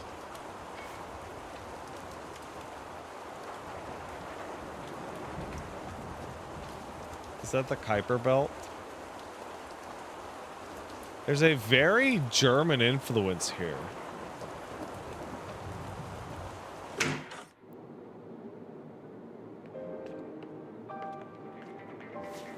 The annoying sound from the arcade machine is both repulsive and inviting.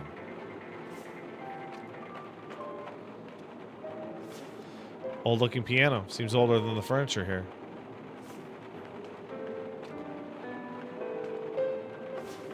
Door stands firmly closed, the sign staff only, almost daring you to step inside. Enter. Locked. What is that, Voyager?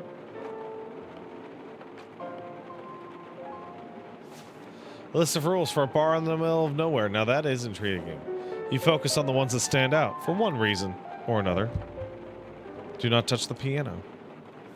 This includes all form of physical contact. Even cleaning is forbidden. Only authorized musicians and piano tuners are allowed to touch it. How does one get approved if they can't play it first?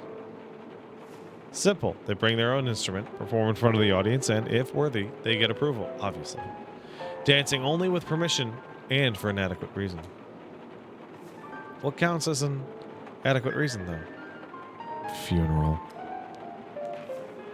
Well, grief takes many forms. Maybe a waltz for the dearly departed isn't so out of place, after all. 1 napkin per drink. Each drink comes exactly with 1 napkin. You can request more, but they might be denied if your request is deemed excessive. Guess I'll just use my sleeve. Ah, the noble sacrifice of a sleeve. Human ingenuity at its finest, rising to meet the absurdity of needless bureaucracy. There's a shitload of this. Let's just skip to the end. You're not really curious to learn a little bit more about these rules? Not even a little? No, but I can make my own rule. Be the change you want to see. Add something reasonable. No direct eye contact with the bartender during pouring. No pen? Trust your fingers. Good enough to smudge a message on glass. Perfect. Now it's truly complete. Hey, what are you doing there? Just enjoying these nice, overly detailed rules you've got here. Fine. Just don't tamper with them. Otherwise, we'll get a new rule. No adding rules. Or something even more strict. Alright, I'll leave it be. Let's see who the genius behind all this is. Maybe I already met the author. The rules are signed Anita Lopez.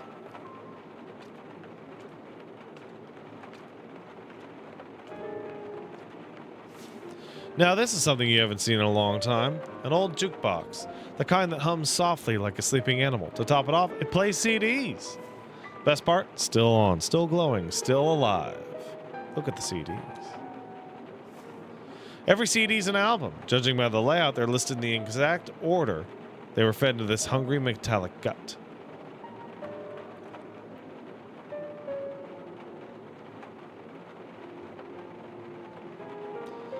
Broken Headlights and Half-Smoked Dreams by Leela Ray and the Drifters. No way, you know this one. This is your childhood. This is family road trips, old highway lights sliding past windows like ghosts. They used to play this in the car all the time on repeat. Nostalgia wraps itself in music. It's not just an album, it's a postcard from a life you didn't know you missed until now. Smoke and Ashes by Mudflower. Ah, this one. Featuring the infamous Gutter Saints, the anthem of 2023. Played everywhere till your ears bled guitar riffs. You hated that song, not at first, but it became background noise for the year you tried to forget. To be honest, it was a rough time. I was juggling a lot of shit. Life spins vinyl and skips tracks. You just tried to keep up. Quantum Lullabies by Dr. Octavius Paradox Ensemble. You remember this one? Experimental sonic chaos packaged as genius. Raved about by critics. Kind of embarrassing to admit, but you wrote an article about them without listening to a single track. Not my brightest professional moment. At least you admit it. Regret is the entry fee to the Hall of Grown-Ups. You're getting there. What's this? Midnight Shift by Petty Gold. Never heard of it. Most likely some ambient filler. Kind you put on when there's no crowd to keep the silence from echoing off the walls. Could be a hidden gem. Only way to find out is to listen. And isn't that true for everything? Now comes the hard part, deciding which album to play. Smoke and Ash, Broken Headlights and Half-Smoked Dreams. Didn't see any rule against using the jukebox. Sorry. Hey, who gave you permission to touch the jukebox? Haven't you read the rules? Lie. Well, now you know. Turn it off politely, if possible. Silence hits you harder than expected. Clings to your skin. In your mouth, the aftertaste is bitter. Ash and iron. And yet, it was worth it. Sometimes you have to poke the rules. Remember, you're still capable of shaking the walls. Guess what?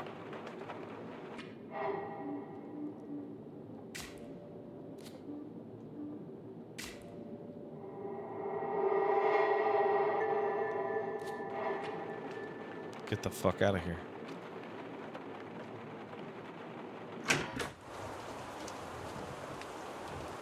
I'm gonna steal this fucking car.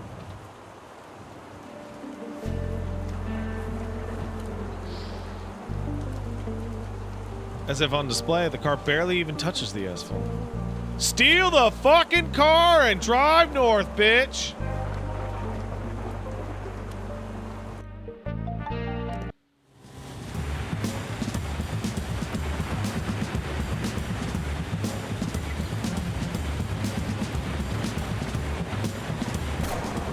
Dude, he is driving drunk.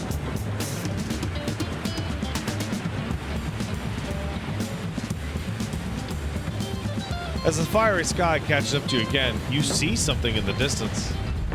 Hard to make out, but the road leads into a tunnel. Some mining equipment and a car just before it. There's someone next to that car. But even with this car, you can't outrun the loop. Not unless you start driving before the sun sets.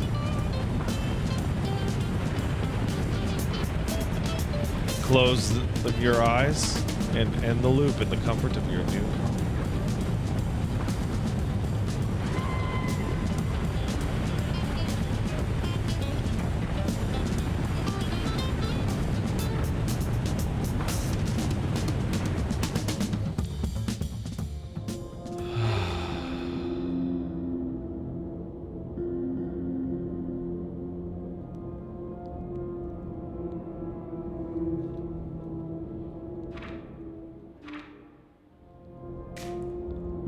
Check out.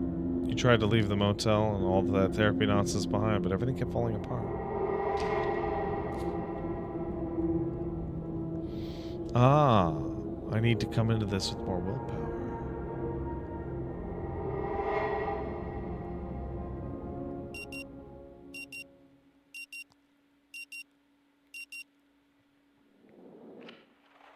Still with me, Mr. Harrow? Yes, and I have a question. Of course, Mr. Harrow. Feel free to ask anything. Doctor, I saw the entire sky being set on fire. Oh? So what would you say that fiery sky means to you? I'm not talking symbolically. It literally just happened. Understood.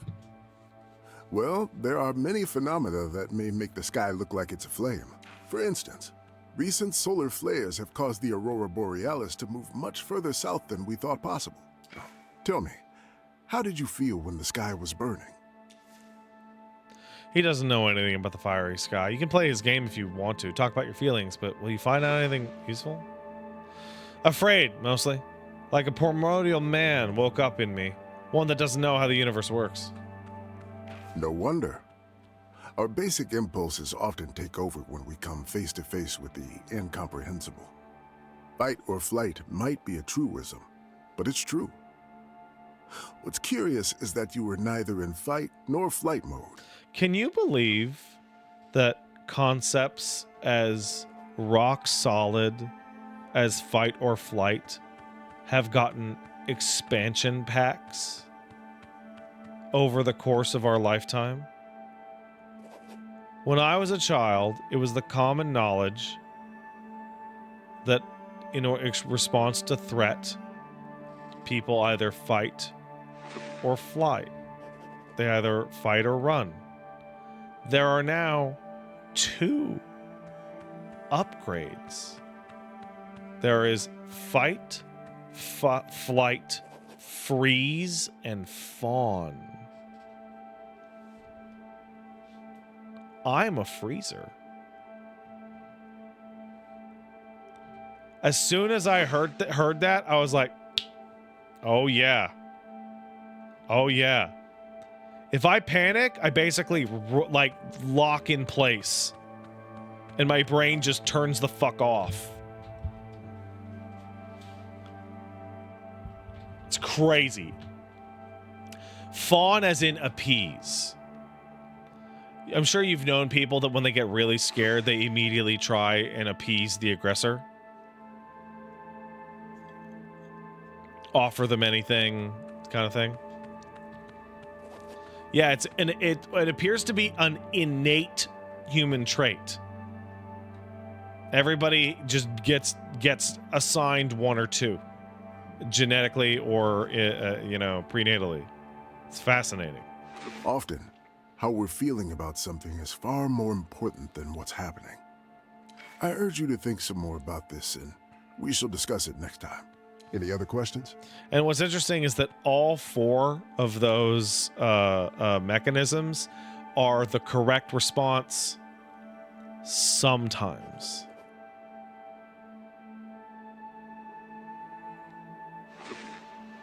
Right? That's the trick. Right? That, like, if I was in the wilderness and became terrified of, like, a mountain lion, freezing may in fact be the correct solution so that it leaves me alone. Or maybe fighting would be. Right? Appeasement of the lion, probably not the way to go. Right? No, that's all, thank you. All right then. That's it for today. You should go and check in at the office. Your room is probably ready by now. Okay. The lion does not concern himself with appeasement. I gotta say, that guy's channel is incredible. There's a gentleman I think me and Paige follow on TikTok. At least I follow him. He's just this guy who just stares at his phone and goes, "The lion does not concern himself with getting 8 hours of sleep every day. The lion does not concern himself with putting the grocery cart back where he got it.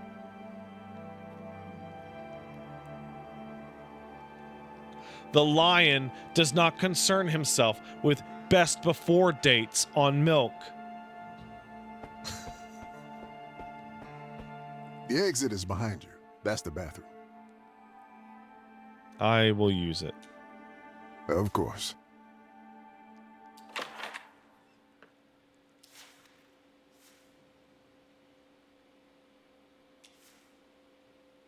That gorgeous redhead in a tight dress still here, holding her gun. The book must be old, given the yellowed and well-thumbed pages. Cover is wrinkled with use, printing flaking off in places. Despite the cover's condition, one particular flashy point tries to attract all your attention.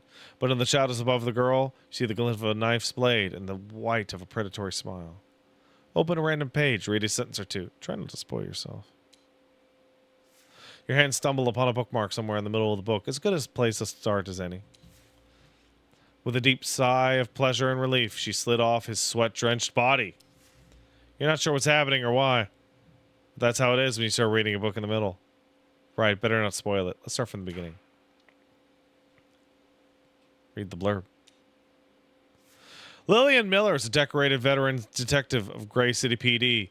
When several prostitutes are found dead and horribly mutilated in the poor areas of the city, Lillian volunteers to go undercover. The hunt for the serial killer will send her into a spiral of fever, romance, mystery, and self-discovery.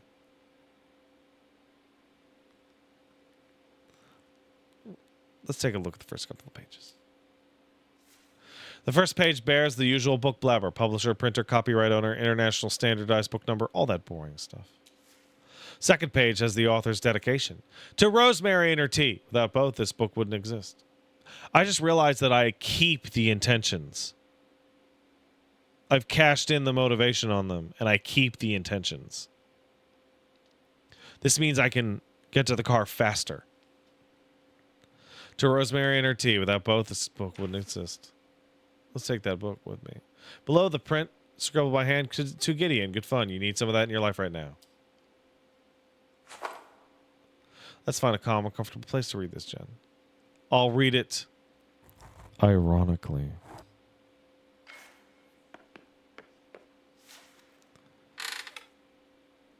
Let's take some whiskey. Let's get out of here.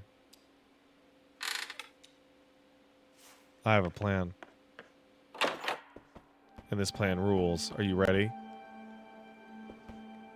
Come on, you thief!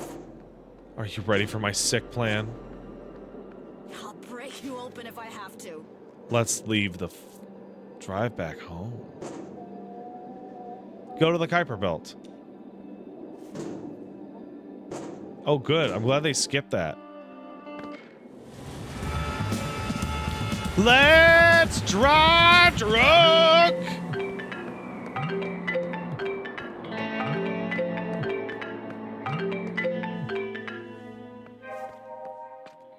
Oh, that's so cool that it just skips all that shit.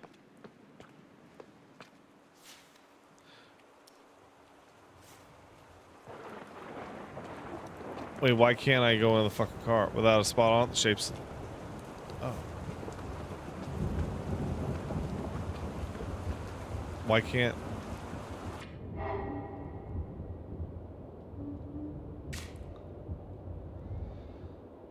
Oh, I guess I succeeded. The car is now your car. As you saw during these 47 minutes, nobody even notices your little felony. Enjoy it.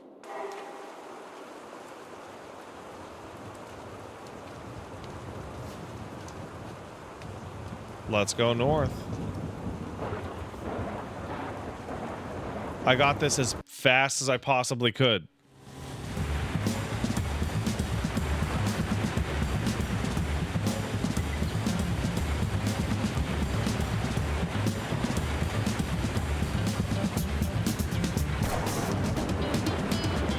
$8:37, huh?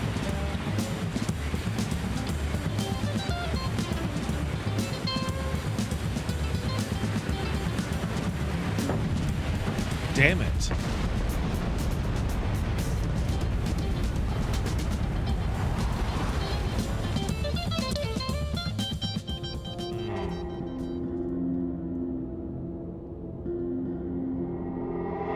All right, I'm gonna try leaving the office as fast as possible. Still with me, Mr. Harrow? Yes, but I have to go. Mr. Harrow, please. I have to go.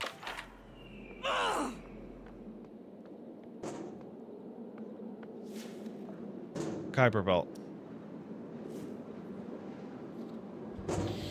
Let's see if that extra 3 minutes made any difference. So I got to Kuiper Belt last time at 8:26. Right. Ah, 3 extra minutes.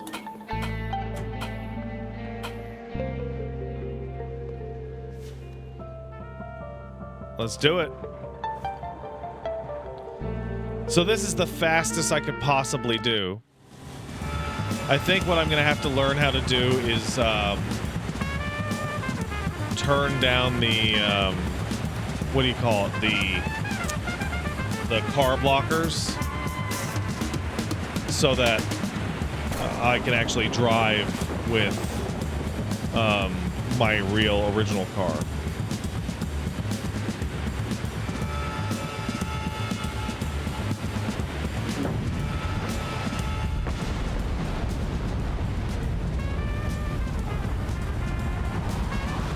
Okay, well, I can't, no matter how fast I go.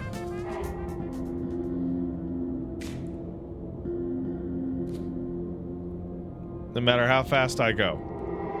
Which means, next up is going south. Actually, let's try and drive home. Let's see what that does. Still with me, Mr. Harrow? Yeah, the walk Harrow, on the road please. is what takes time. Give me my coffee, you jerk!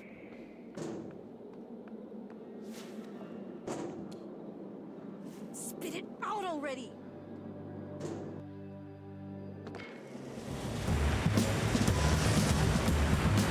$8:14.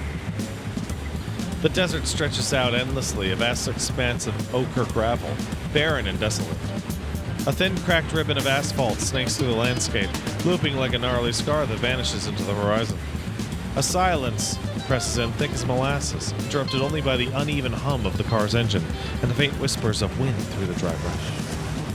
Fuel? Half empty. You almost feel the juice running out. Open the window. The dust makes the air outside even thicker than inside. I'm suffocating no matter what you do. Turn on the radio. Static makes only one thing clear.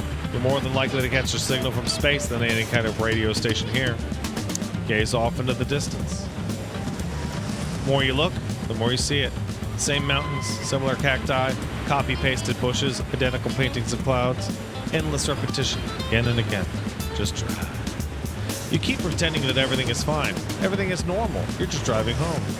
But no matter how hard you try, there's no running away from your poor decisions. They've got better mileage.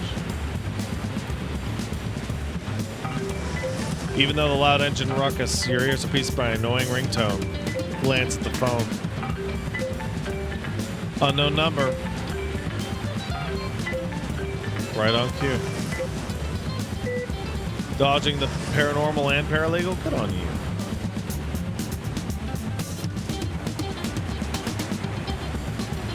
As with the phone call, your hands stare ending up on the back of your neck, you anticipate another interruption. The thunder still sends chills down your spine. End is near.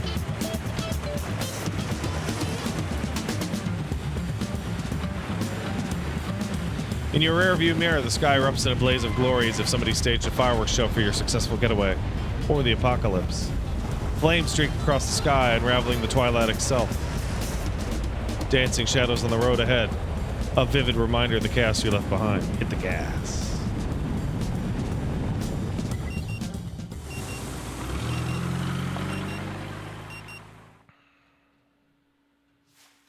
Seems that the time loop stretches further than you anticipated. The road home might wait just around the bend, but you'll have to drive like a maniac to actually make it. Still with me, Mr. Harrow? Leave without saying anything and drive like a maniac.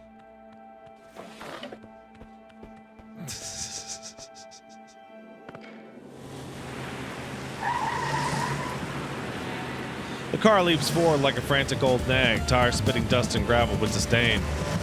As the speedometer soars, the landscape blurs into a homogeneous mass of red rocks and greasy shadows. The foolhardy tempo calls to mind another careless driver. Must be one of those Rue Valley things, pushing your luck even when you're fresh out. I don't care. I'll make it this time. Lingering on that thought certainly won't help. Every turn of the wheel flirts with disaster, pebbles ricocheting beneath the chassis as the road itself daring you to lose control.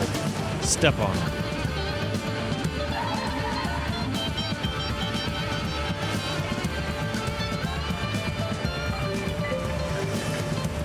Adding insult to injury, the phone buzzes incessantly, trying to yank you back on the track. Toss the phone out the window. Making sure you'll be the last time you hear from that guy. You knew there's no turning back. Your mind races ahead, running faster than a car ever could. Press the pedal as far as it goes.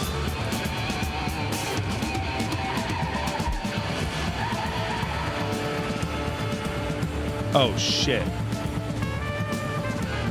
Gripping the wheel, you're counting down to it, every second dragging longer than the last. You can almost feel the air tense up before the strike could tell.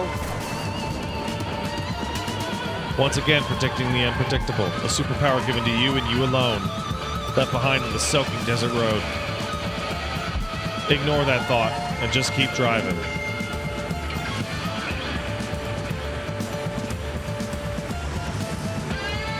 You bash through the desert as the last droplets of rain on the windshield start to fade away. Then it hits you. This is the furthest you've been able to go.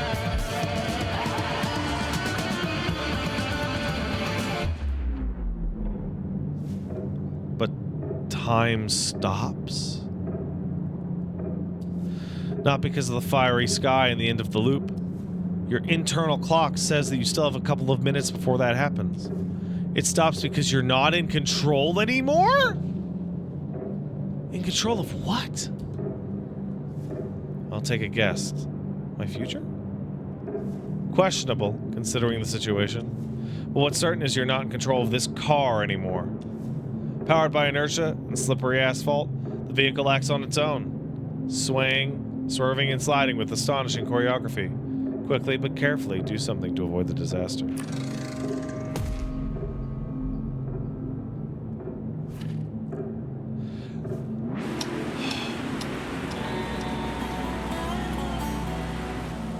You grab the wheel and manage to straighten the car, but inertia's still there, pushing you straight to the curved road and into the abyss. Slam on the brakes. Knee-jerk reflex slams the brake, your awareness slatching to catch up. Car skids, but it stops just before the cliff. The night sky fires up in the distance. You can't escape.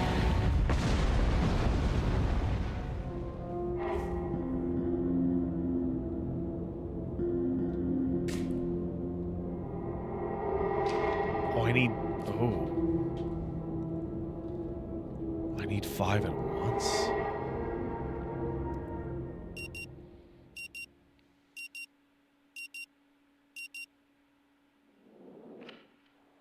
Still with me, Mr. Harrow?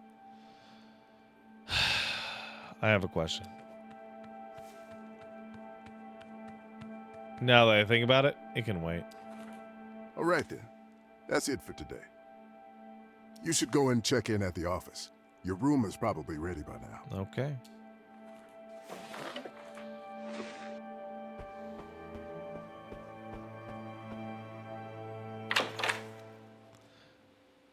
As you stare down the stained mirror glass in the doctor's bathroom, you struggle with the fact that time loop seems to be infinite. I hate this place. I just want to leave.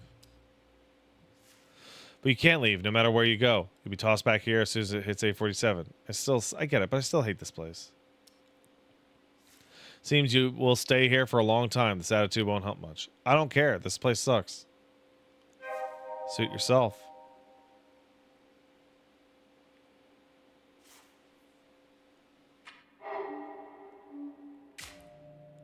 All the energy you put in your pathetic attempt to escape is transformed into pure hatred towards the Rue Valley. You can't escape, but you're sure of one thing. This place sucks.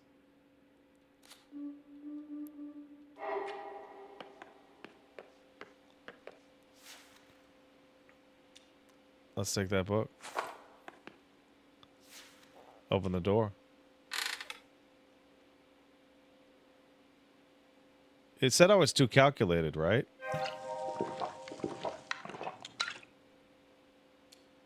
Right?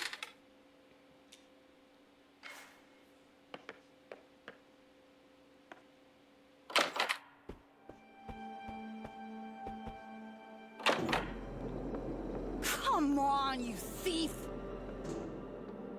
What if I can try it? I can't.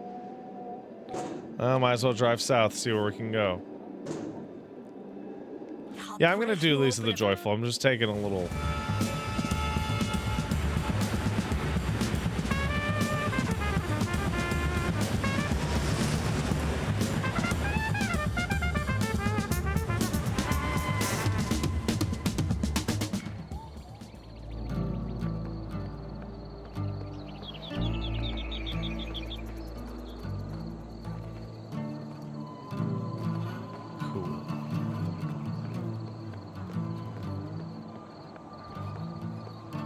Some very expensive looking wheels.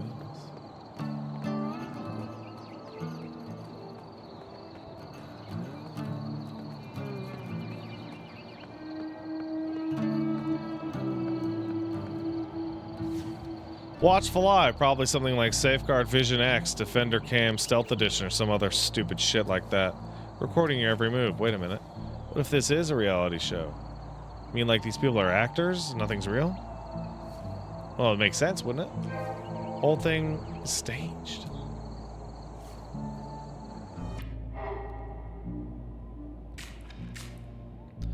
Time loop situation feels like a reality show, and what if all these people are actors? To be precise. And you're the show star. Question all the actors. Sooner or later, someone will break away from character. I always knew something like this would happen. Your every action's being filmed for someone's entertainment. From now on, you have to watch every step. I wonder what it's called. Probably something like...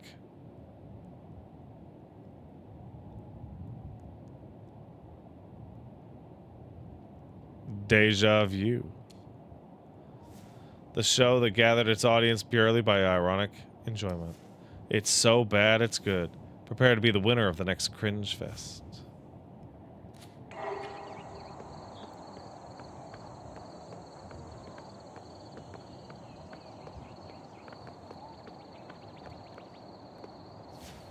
Sit. Place your butt cheeks on the wooden bench and let gravity do the rest. So you're trapped in an ever-repeating 47 minutes. There has to be an explanation. Sure, but where to start? You're stuck in a random place and time. Nothing seems to happen, yet too many things do happen to know them all. Small events, insignificant, forgettable stuff. Yet still, you have to observe everything, everywhere, all at once. Then somehow discern the important stuff from the background noise and remember it. Your memory is the only tool you have at your disposal. Information is the key to solving it. So just observe and do nothing? You could do stuff, sure. It's just that sitting on your ass and watching things unravel is much easier. No willpower is required. Let's wait until something interesting happens.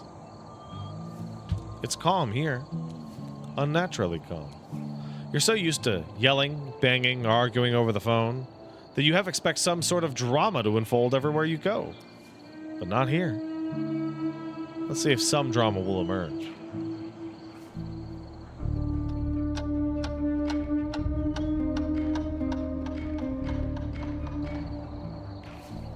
In the distance, you hear a motorcycle engine.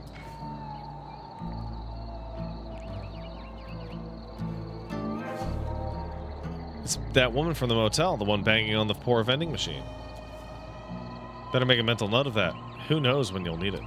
It's also worth checking when she leaves the motel. Let's wait and see if something else happens. Other than the woman refueling her bike, you don't notice anything of importance. Let's see what she'll do next. This is super cool. Seems like she's almost done.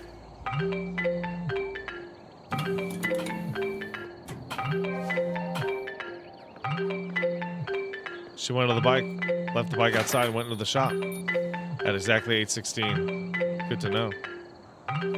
Nevertheless, she's now inside the shop. Get up.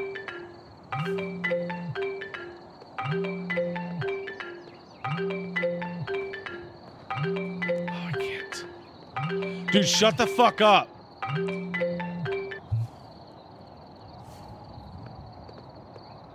Can't steal her bike.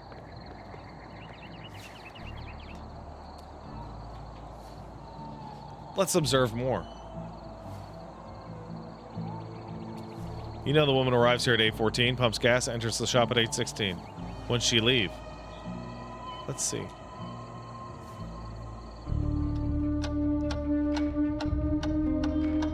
This is such a cool, big puzzle.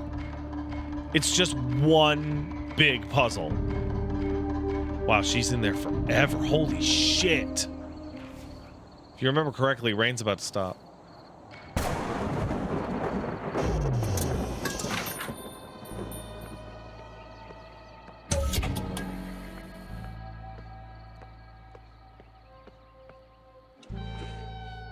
This actually reminds me a lot more of like an old style adventure game than it does Disco Elysium. Like it's in the presentation of Disco Elysium, but it's actually like a lot more like a LucasArts thing. This is so interesting. Just after the thunder, she left the shop and drove south. Get out.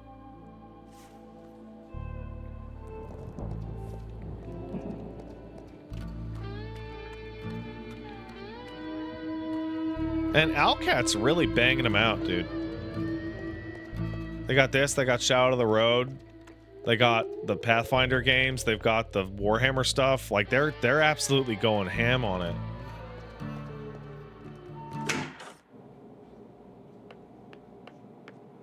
Hang in there! And in front of you is a plain, old-school poster showing a tiny cat clinging on to a narrow branch, paws barely hanging on. Below that precarious feline, the words "hang in there" convey a straightforward message of encouragement in heavy block letters. Pet the cat.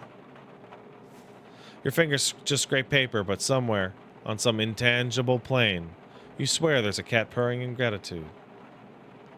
Maybe that's how I should approach my own predicament.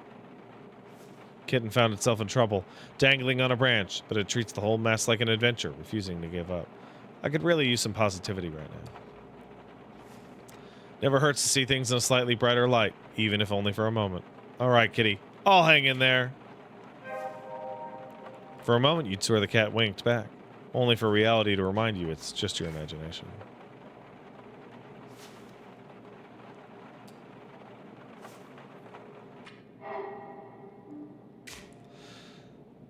Ah, more information.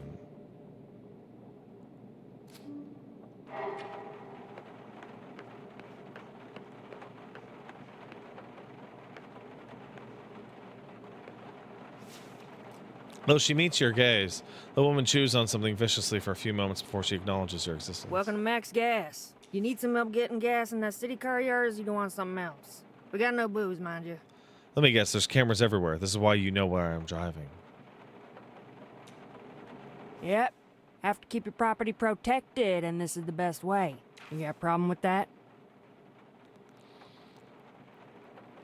Do you treat all your customers with such scorn, or am I a special case? A shadow flickers over her face and her shoulders slump. Apologies. You're right, we've gotten off on a bad foot here. Maxine K.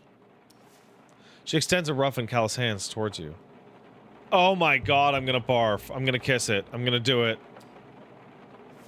In a moment so transient, you second guess whether it even happened. She blushes. Oh, hey! Never would have expected you to be an old school gentleman. Yeehaw! And before you ask, yeah, I named the station after myself, Max Gas. I get the joke. You want your customers to get max gas. To be honest with you, I didn't give that much thought to it. The name just made sense to me. I wanted to have something of my own, and I wanted it to be known.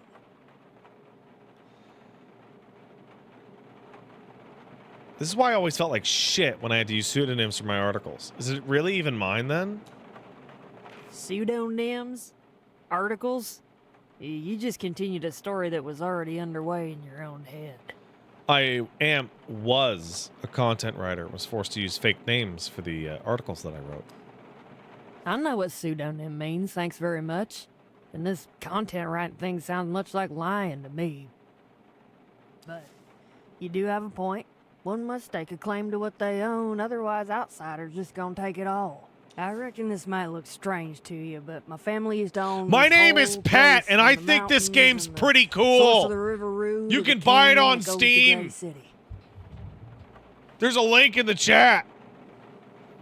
But the only thing that's left out of all is the ranch house up north. And from the whole large family, the only ones that's still alive are Pops, Alex, and me. Whole ranch house just for the three of you? Yes, and I don't know how you city people live in those rat holes of yours. Space is what a human needs. An empty space is the only thing we have left. You didn't come here to listen to me rambling about the sad history and state of the K family. What can I do you for? No, please continue about your family's history. Brought a thin, transient smile. Well, my great-grandpops came to this land some 130-odd years ago with nothing but a herd of cattle and a desire to make a name for himself. Maynard K was his name. Slowly, with hard work and a lot of sweat and blood, he purchased the whole valley from the state. Made it his own. Our family filled its coffers and prospered and built a magnificent ranch manor house. Why do I sense a butt coming in? Because every good story has one, I guess. Anywho. But the butt of this tale is the industrialization of food production. It became much more profitable to cram as much cows as you can into concrete and metal boxes, make them live in their own shit and pump them full of antibiotics. I even heard the poor things are forced to eat their own dead. Wait, cows are eating cows? Yeah. The feeble and the dead get ground up into powder, which they mix up with regular cow chow. Cannibalism on the side. This increases the calorie intake and reduces costs. That's how the story goes. Well, anywho, my grandpops Philip tried to persuade great-grandpops Maynard to modernize, to follow the new direction money could have taken him. They had an offer to make a co-op with General Meats. Maynard refused over and over again, and that caused some bad blood between the two. He must have loved his cows. She tilts her head at you, eyes narrowing. You're a strange one, ain't you? I guess great-grandpops did feel for his livestock. Stories say he went out of his way to provide for them, but they were a resource nonetheless, not pets. Nope, Maynard refused because herding was the only thing he knew how to do. And he was damn good at it. For him, 'twas a way to live, not just work. So, Kay's kept on doing as Kay's ever did, herding through the whole valley. But the industrials were making more cheap meat over flooding the market, and eventually that choked the family business dead. And as his business was dying, Maynard died. I'm just grateful he bit the dust before all he built with his own 2 hands fell to nothing. He died all of a sudden? Yep, all of a sudden. Don't get me wrong, he was 80-something, but still vital, still kicking, still riding through the valley till his last day. Philip always claimed the old man died out of spite, but I think he died from a broken heart. I hope I die out of spite. I hope I get so mad that I die in an incredibly uncomfortable and awkward position that really fucks over someone I don't like's day. Still, he tried to rally the family, to industrialize, but it was too little too late. We were cornered out of the Gray City market by then. So, with no source of income, the family was forced to declare bankruptcy and sell the land back to the state at dirt cheap prices. And that was the end of us. Within 1 generation, rise and fall of the House of K. Maybe it's for the best. The K's would have just turned into a meat oligarch family. From my vantage point, that would be infinitesimally better than this. I'm in a time loop. The only thing worse than the sudden stare she gave is the excessive eye roll that followed. Look, I ain't got no time for crazy. You either gonna buy something or move on. I got enough of this shit at home. She looks very annoyed. Maybe that wasn't such a great idea. I meant that I'm trapped and trying to figure out what I... No. So I'm living the same 47 moments. All right, listen now. She leans on the counter, points her finger at the road. Just follow this road north and you'll reach the motel. Ask there for Doc Fink and you'll be all settled. Now either buy something or move on. She thinks you're crazy. I get it. You ever feel like you're under constant surveillance? Oh, what now? Surprised she stops almost mid-sentence. But then her facial expression shows a great deal of familiarity. Nah, you listen here. It doesn't matter how much paranoidness going on in your head, I seen more. And no matter how much I don't care about all that, fortunately for Alexia, there ain't no way in hell anyone can hack into these cameras. They're connected to this here machine. She points to the security terminal behind her. Through a special secured router completely separated from the internet and protected by firewalls and some other technical mumbo-jumbo, courtesy of my brother's assistants. She slows down to catch her breath. So, only surveillance here is done by myself on this there little screen. Any other dumb questions? I'm gonna pretend I'm just looking around. Bye-bye.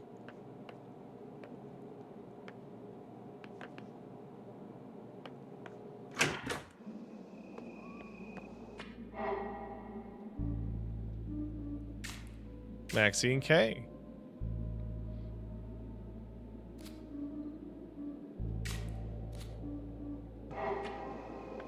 Oh, thanks, Mothman Kisser.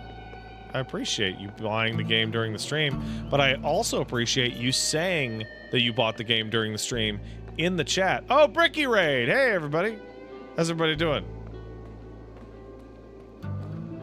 playing Rue Valley and we're trying to get out of time loop here. This is a sponsored program, in case you don't know. I don't have much time left. I think I'm about to explode on the road.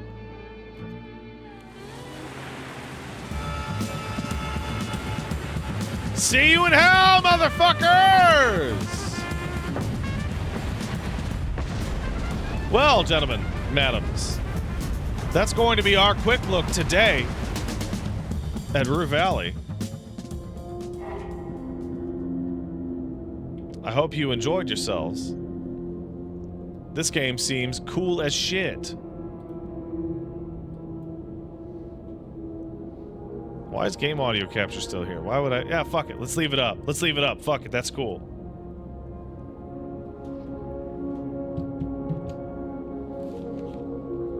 Thank you, everybody, for coming by. We're going to thank the peepo. By the way, big thanks, Ricky. Very much appreciated. Unfortunately, you have raided me at the end of my show, which means I will have to find somebody else to raid. I want to thank Muffin for gifting a sub. Thank you. Caboose, thank you for joining me, as always. You're going to have to go pee-pee right after this. I'm giving Caboose a new medicine. He is taking antacids for dogs. Hopefully he doesn't barf on us in our sleep.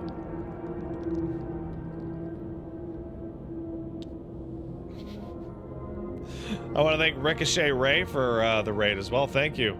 Droopastank sub. Thank you. Wait, where's the clown man? Who let this guy in? Hi, Pat. Hope you and the family are well. We're quite well, thank you. Shirtle raided as well. Thank you, Shirtle. You'll love him anyway. If he does, rip it boost. So he barfed all over the baby in the bed, right? And we were cleaning it up. And Paige and I were remark, I don't think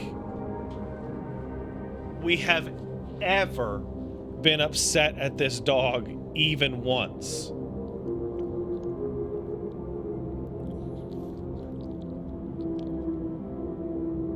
Like, not even once. Not even like a little. I think the most is like I got annoyed with him and had to like raise my voice because he was about to eat like a full meal out of the trash can and I didn't want him to get sick. Right? But that was just so that he would like stop. And even when he barfed over the bed and the baby, it's not his fault. He had a tummy hurt. He didn't know. He's just a baby. Zalel Zurius kicked in us up. Thank you. How dare you hate on the Rochester, New York garbage plate, especially when you talk about shitty steamed hot dogs before on the podcast. It's drunk food, the garbage place is. LOL. Yeah, it looks gross, LOL. Steamed hot dogs are great, dude. They're really simple. They're super fast.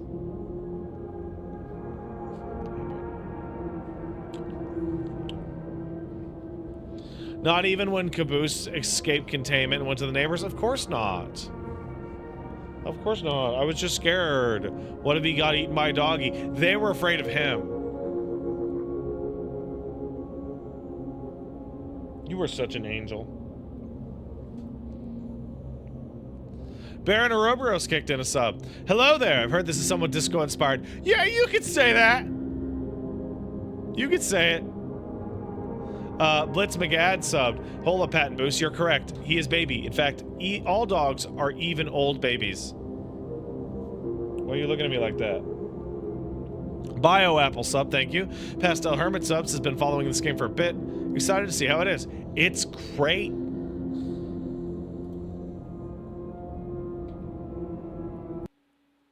It's fucking great, dog.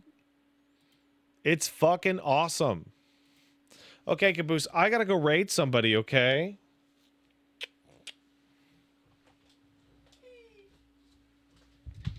We gotta go find somebody to raid. I can't leave all these poor bricky raiders just hanging loose.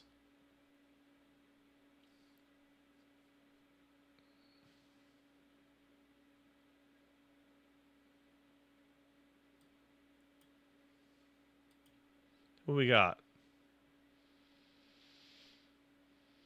Oh, Huntress is what's Huntress playing?